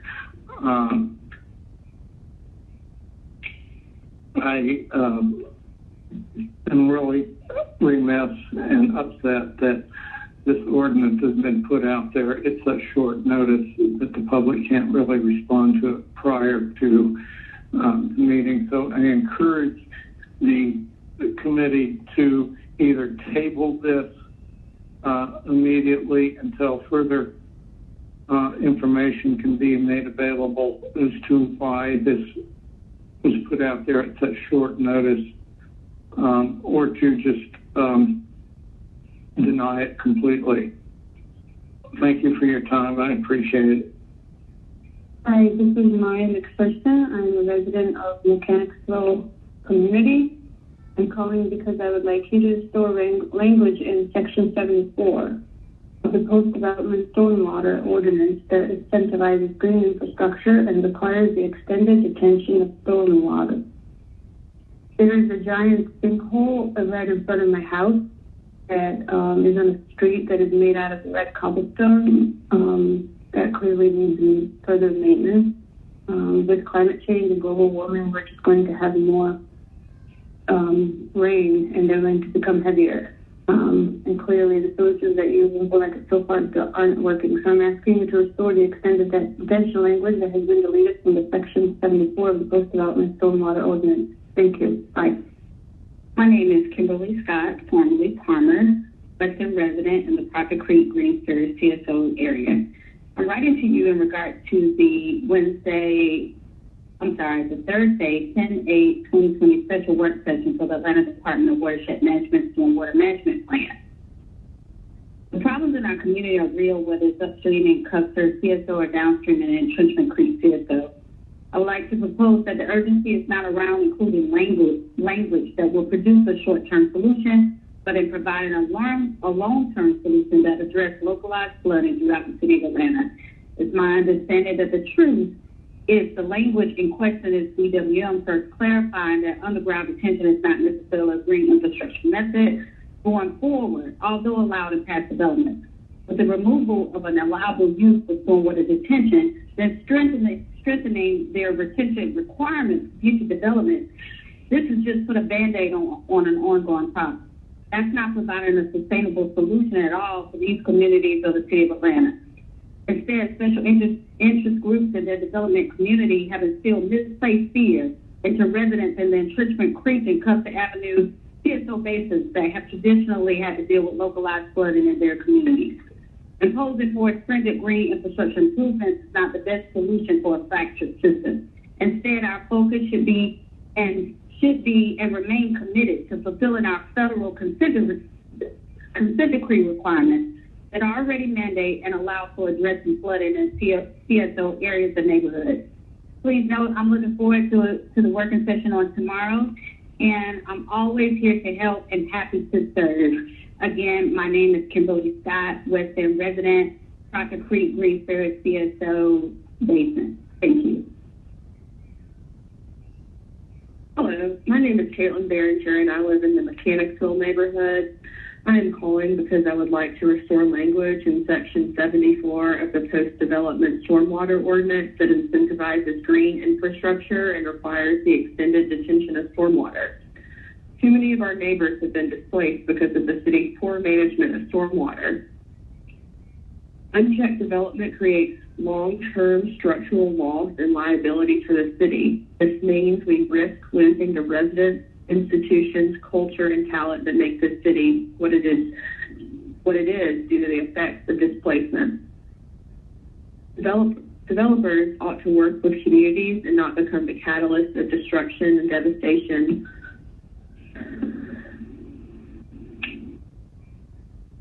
We need to be partners, not adversaries, and opposing legislation that benefits our neighbors sets us on a path toward conflict. Because of this, I'm asking you to restore the extended detention language that has been deleted from Section 74 of the Post-Development Stormwater Ordinance. Thank you. My name is Dr. Natasha Osborne-Jelks. I'm a West Atlanta resident, most recently hailing from District 10, chairperson of the West Atlanta Watershed Alliance, and was one of the founding co-chairs of the Proctor Creek Stewardship Council. I'm calling today because I'd like to ask you to restore language in Section 74 of the Post-Development Stormwater Ordinance that incentivizes green infrastructure and requires the extended detention of stormwater. I have worked on issues related to water quality, combined sewers, stormwater management, and green infrastructure for over 20 years in the Proctor, Utoy, and Sandy Creek watersheds. Wawa was founded because of the numerous challenges that West Atlanta residents face due to years of divestment of public resources and the critical infrastructure that we need for healthy, whole, and sustainable communities. From Northwest to Southwest Atlanta, we have experienced flooding in our streets as well as in our homes. Countless residents of the Proctor, Utoy, and Sandy Creek watersheds have been displaced, have lost their homes and or other forms of property. Changing the language of Section 74 of the Post-Development Stormwater Ordinance weakens the incentives for developers to incorporate green infrastructure into their projects. With climate change, extreme storm events will be more common and more intense, making our need to capture stormwater runoff even more urgent. We are experiencing more frequent, longer-lasting, and heavier rain events at the same time that we are experiencing more development, which means more stormwater runoff. In parts of the Proctor Creek watershed, more stormwater runoff also means more raw, untreated sewage in Proctor Creek, both during and after heavy rain events. This creek, as most of you all know, flows through front and backyards, school grounds, apartment complexes, and public parks. Proctor Creek residents and stewards have been working through WAWA, the Proctor Creek Stewardship Council, and neighborhood organizations for decades to advocate for policies and watershed management approaches that will make Proctor Creek playable, swimmable, fishable, while also slowing down the localized and larger flooding events that have created health and social vulnerabilities for residents. Atlanta's existing ordinance has led us to become a leader in the state for how we've addressed localized flooding and water quality concerns from stormwater runoff. If we want to be an equitable city, we must continue to lead in this space at the state level, but nationally as well. City Council members, you are responsible for protecting the public health and environmental quality of Atlanta's citizens. And failure to support the original legislation is a failure to support us. For these and many other reasons that I don't have time to cite, I am asking you to restore the extended detention language that has been deleted from Section 74 of the Post-Development Stormwater Ordinance. Thank you. Hello, my name is Jason Dozier, and I live in the Mechanicsville community in MQB, and I'm one of the co-chairs for the Trenchman Creek Community Stewardship Council, and I'm a voter. And I'm calling because I would like you to restore language in Section 74 of the Post-Development Stormwater Ordinance that incentivizes green infrastructure and requires the extended detention of stormwater. I'm calling because parts of me and my neighbors have been displaced because of the city's poor management of stormwater, and it pains me that the flooding events we've been seeing are getting worse and much more frequent. And we need a strong stormwater management ordinance to protect our families, and frankly, I'm tired of losing neighbors. I just want to say that keeping the requirement will be a huge boon in helping to address water pressure issues caused by the shorter, high-intensity storms, and this requirement would also help address back-to-back storm events, which can cause flooding for multiple days. With climate change and global warming, extreme storm events will be more common, making our need to capture runoff much more urgent. We are experiencing more frequent, longer-lasting, and heavier rain events at the same time that we're experiencing more development. This means more stormwater runoff.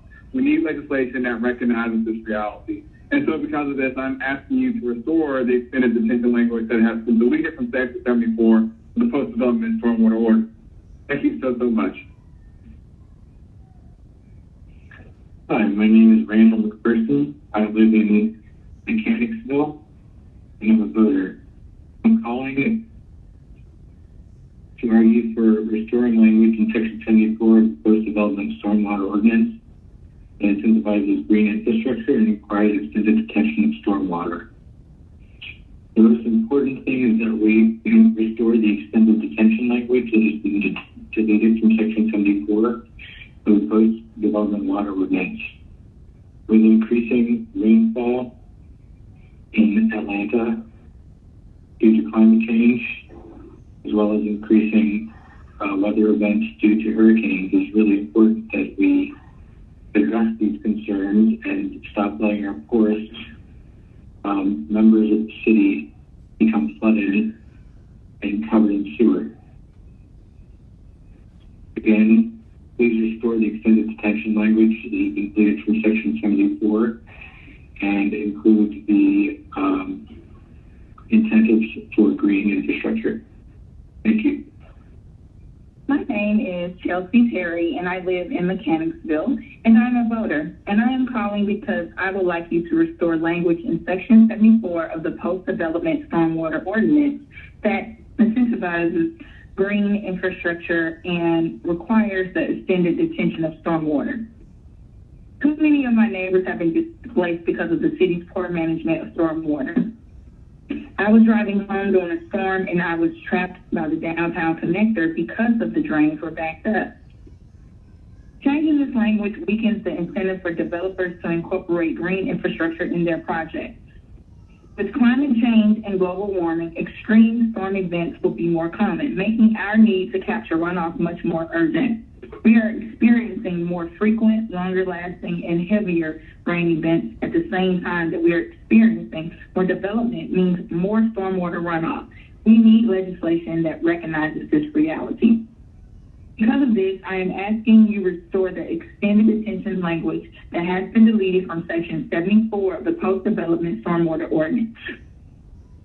Good afternoon. My name is Ben Emanuel. I am a City of Atlanta resident, and I am Director of Clean Water Supply for American Rivers, our national nonprofit conservation organization.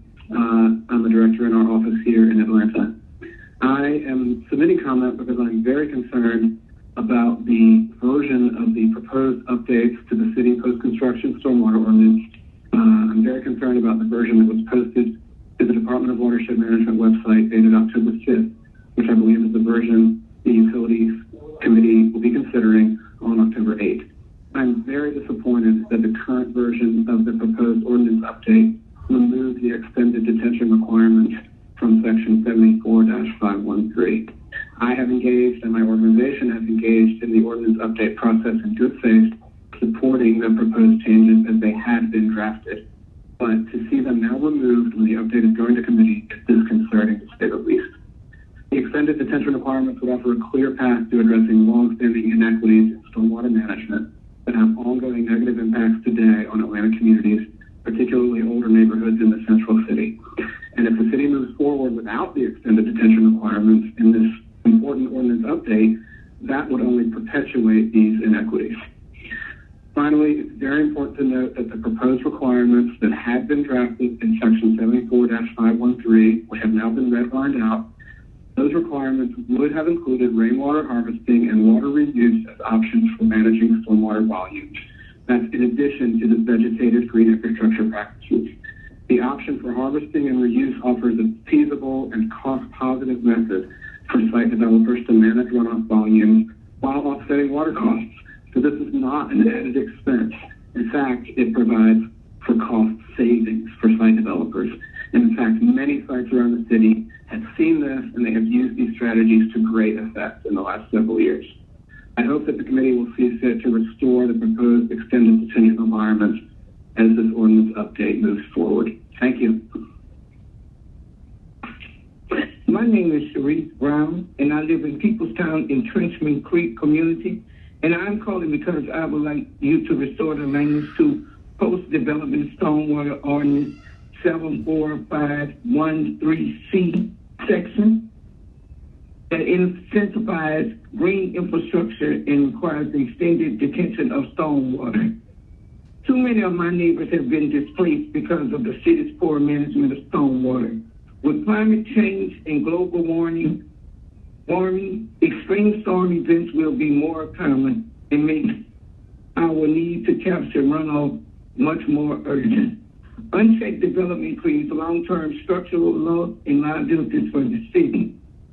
Green infrastructure uses vegetation, soil, and natural processes to manage water and create healthier environments. Green infrastructure refers to stormwater management systems that mimic nature by soaking up and storing water. Developers are to work with the community and become partners to bring this into fruition and not be catalysts of destruction and displacement. We need housing and we need affordable housing, and we won't be able to build anything on sinking soil and sinking land. So we need to adopt this ordinance and put the language back into it. Atlanta City Council is responsible for protecting the public health and environmental health. Housing and homelessness is a health and environmental health, is a public health and environmental health issue. And we, the citizens of Atlanta, we deserve to have a community that we love and not be displaced. Our institutions displaced, our schools, and everything we love about our beloved community will be displaced if we don't implement this ordinance. I'm asking you to support the restoration changes recommended for deletion from section 74513C related to extended detention. We are voters and we voted you all in, and we're asking that you stand with the community on this ordinance and not the developers. Community voice matters. We need to be partners, not adversaries. And opposing legislation that thank you. My name is Jacqueline Echoes. I live at 1935 Woodland Hills Avenue Northwest. I am also board chair of South River Watershed Alliance. It is the responsibility of developers to manage the stormwater runoff created when property is developed and stripped of all trees and other green infrastructure. Without responsibility, there is no incentive. When there is no responsibility for creating stormwater runoff problems, there is absolutely no motivation to consider techniques that would prevent or decrease the problem. That the leadership of this city would attempt to absolve developers of their responsibility to the detriment of all citizens is unconscionable. Developers reap the profits, not citizens and ratepayers. Citizens that are affected by flooding, especially those living downstream of Atlanta's antiquated combined sewer system, who not only are being flooded, but flooded with sewage, are just as worthy of being protected as the bottom line of developers. It is time this city put people over profit. Section 74-513 of the revised Post-Development Stormwater Management Ordinance protects citizens, homeowners, public health, and the environment. Remove the redlining and put the city in the black. Thank you. My name is Kim Shorter, and I'm calling regarding the draft stormwater ordinance and the proposed changes. I am a member of MPUB, the Buckhead Council of Neighborhoods, the Tuxedo Park Civic Association, and the Wolf Creek Task Force. I am a professional in stormwater management and work in this area around the Metro Atlanta area. First, I want to just thank the watershed staff and the council for considering this ordinance. I think that it moves us forward in an area where we continue to provide protections for existing homeowners against flooding and against poor water quality, while we allow still for development in a reasonable manner. A couple of things that I'm thankful for. I'm thankful that the larger residential properties are now going to be required to comply fully with the Stormwater Management Manual. The downstream analysis and making those developments look at their impact on the whole watershed is very important, and we've seen several 20,000 square foot homes go in that aren't really successfully treating their stormwater runoff and then causing downstream issues, and this will address that loophole. I'm thankful for the addition of language regarding trees and making sure that those are shown on the site plans so that the watershed staff can see where there might be conflicts between stormwater management and tree protection, both of which are important for watershed health. I'm glad about the note of retaining walls, as the inclusion of retaining walls often changes the drainage and can cause unintended consequences to neighboring properties. The one thing I would add is I'm really disappointed that the city chose to remove the increased extended detention requirements, especially for the underground infiltration trenches or the underground vault. Due to the way they're constructed and designed, most of them are about 7 to 10 feet deep. And once you get one good rainfall, anything that was supposed to infiltrate stormwater into the ground on the bottom of those big vaults is no longer going to function as that, because the water pressure is just too heavy. It's going to compact all that soil, and therefore it won't infiltrate. So I would like to urge council to mandate that there be a phase 2 that looks at extended detention requirements throughout the city and or maybe just in problematic watersheds. I represent the Wolf Creek watershed, and we've got a lot of flood-prone properties, and that requirement could really protect and help our section of town. So I hope that the council mandates that there's a phase 2 as part of adoption of this ordinance, and I appreciate all that you guys are doing. Thank you. Bye. My name is Jack White. I live at 996 Drury Street in Virginia Highlands in Council District 6. I'm calling about the revisions to the stormwater ordinance that have been contemplated for the last few months. And I'm looking at the revised edition dated yesterday, or 2 days ago, I guess, 10/5 or 6. I'm incredibly disappointed at the changes that have been made at the very last minute to this proposed ordinance. We were in Virginia Highland, we spoke in favor of this before council in 2013 when the original ordinance was adopted, and we're tremendous supporters of it, both of its intent and specific goals. Like many folks in Atlanta, we live in a reasonably dense residential neighborhood. There could be more people living here, I agree, but the neighborhood is crowded, and we live in a combined sewer overflow district. We feel the impacts of excessive runoff, in this case Clear Creek, but like many other neighborhoods in the city, and it's a problem in every single system except Utoy, which has been partially separated, thank goodness. So there were excellent revisions proposed, and we were going to abandon a practice for compliance with large commercial applications that allowed folks to put giant retention ponds, or not retention ponds, giant containers underground, covered typically under parking lots. The problem with those is there was no way to know they worked. In fact, there's at least some studies that suggest they don't work very well at all, and in no way to repair them if they didn't work. It was simply a gesture that allowed people to comply with the ordinance, but it was not effective. Ditching that ordinance and ditching the so-called extended approach that had been proposed and was the order of the day until last week or so is a real disappointment, and it's a disservice to those who live all over the city. One of the things that's interesting about watersheds is that you share the challenges that occur in them, typically, whether you're rich or poor or middle class.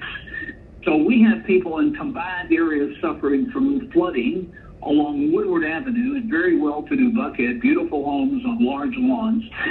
And we have folks suffering in Peoplestown in much smaller lots, and we have people suffering all over the place in between. Well, I'm out of time, so I'll just say I'm disappointed. I'm disappointed in my friends at the Council for Quality Growth, if that's where these changes came from. And I really hope we'll get these back on the agenda right away. I urge committee members to really look at it. I'll end my comments here out of courtesy to y'all. but I do think you've done a disservice to particularly poor and middle-class citizens.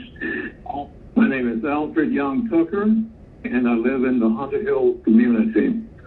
I am a voter, and I am calling because I would like you to restore the language in Section 74 of the Post-Development Stormwater Ordinance that incentivizes green infrastructure and requires the extended detention of stormwater.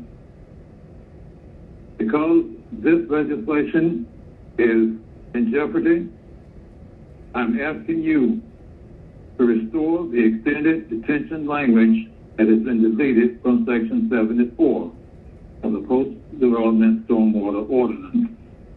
The Atlanta City Council is responsible for protecting the public health and environmental health of Atlanta's citizens, and failure to support this legislation is a failure to support Atlantans. My name is Loretta Gooch. I live in Collier Heights area. I am a voter. I am calling because I would like you to restore the extended detention language in Section 7.4 of the Post-Development Stormwater Ordinance that incentivizes green infrastructure, requires the extended detention of stormwater. Too many of my neighbors have been displaced because of the city's poor management of stormwater. Unchecked development makes long-term structural loss, losing residents and culture and talent that set us on a path of conflict.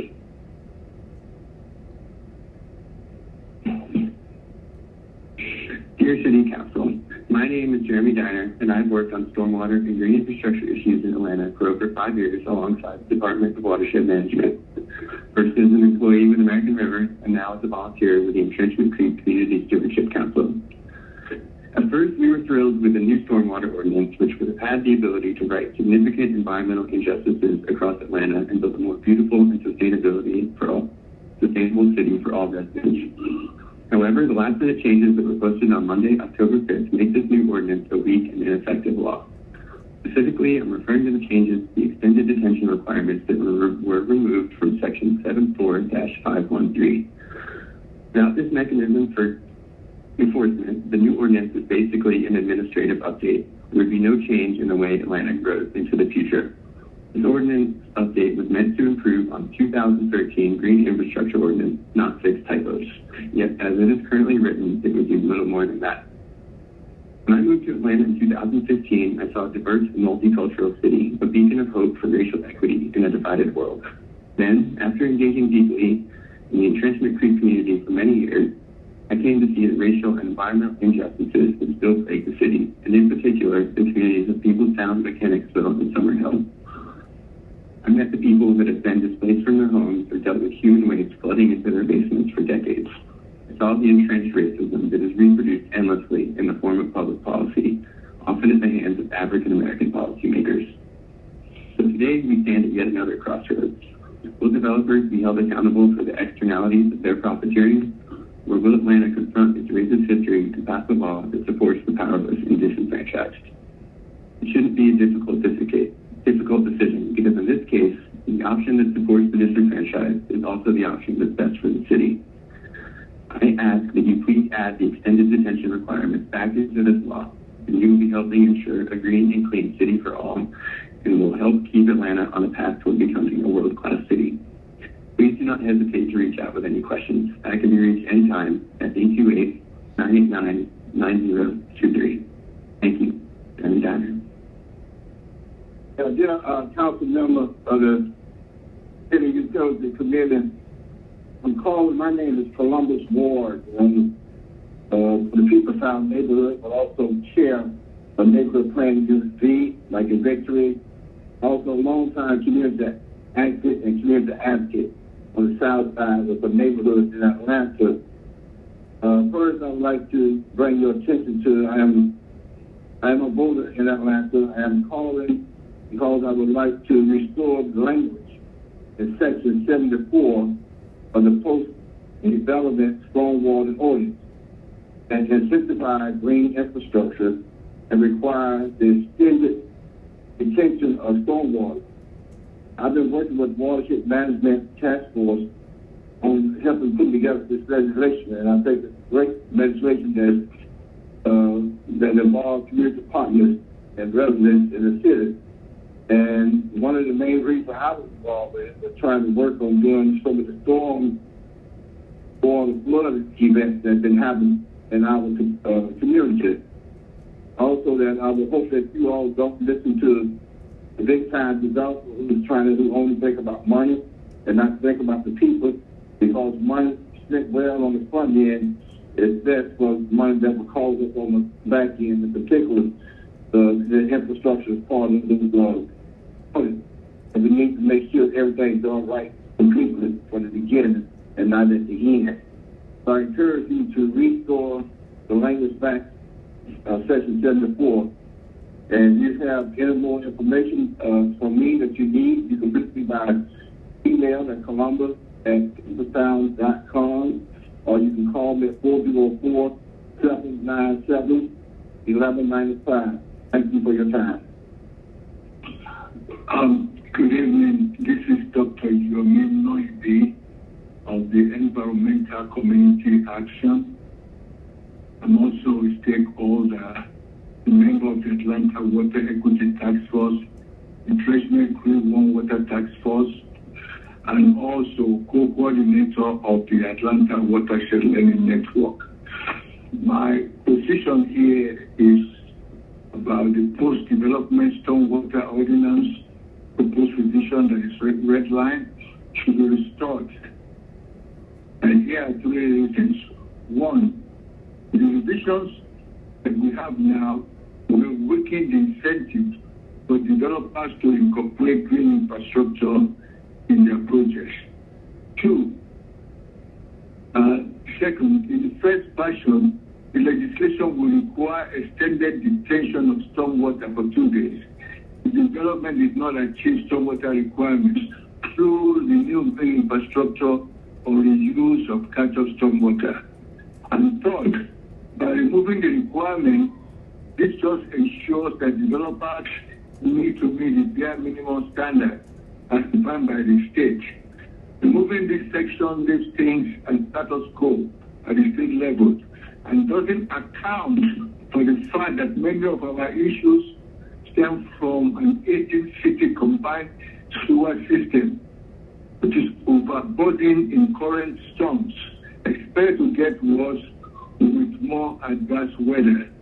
In view of these reasons, I appeal to the council members to restore the extended detention language that has been deleted from section 74 of the Post-Development Stormwater Ordinance.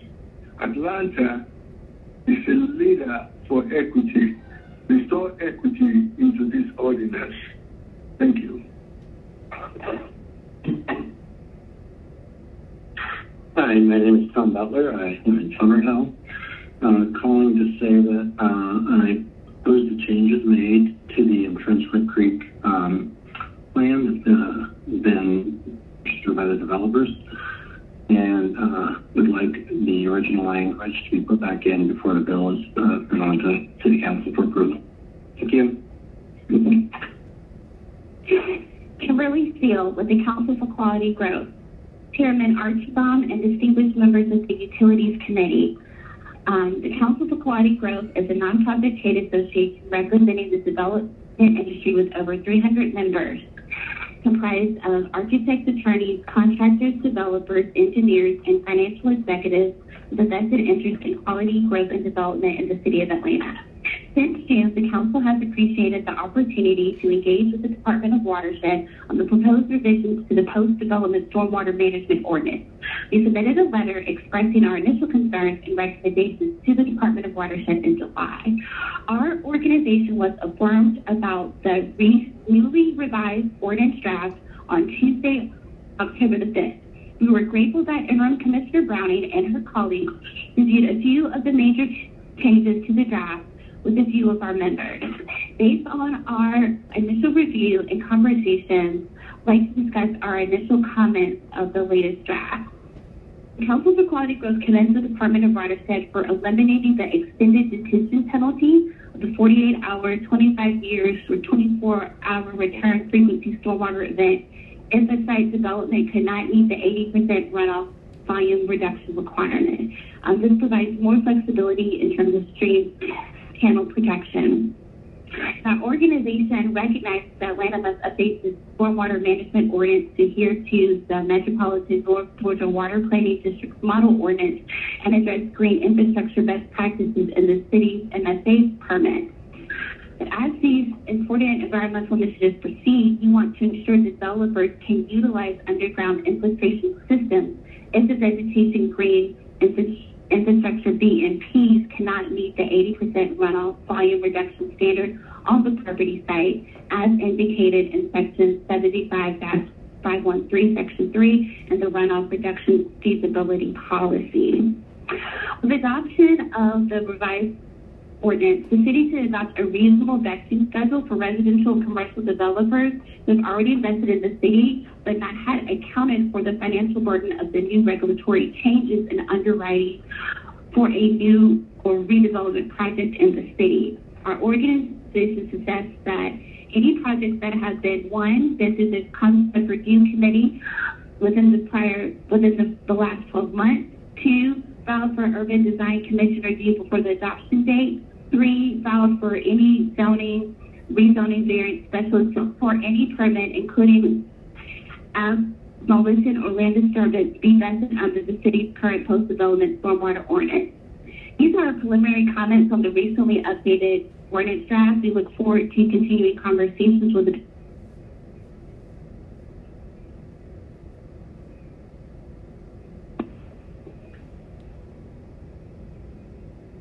Thank you for joining, everyone. I believe that concludes the public comment and the work session of the City Utilities Committee.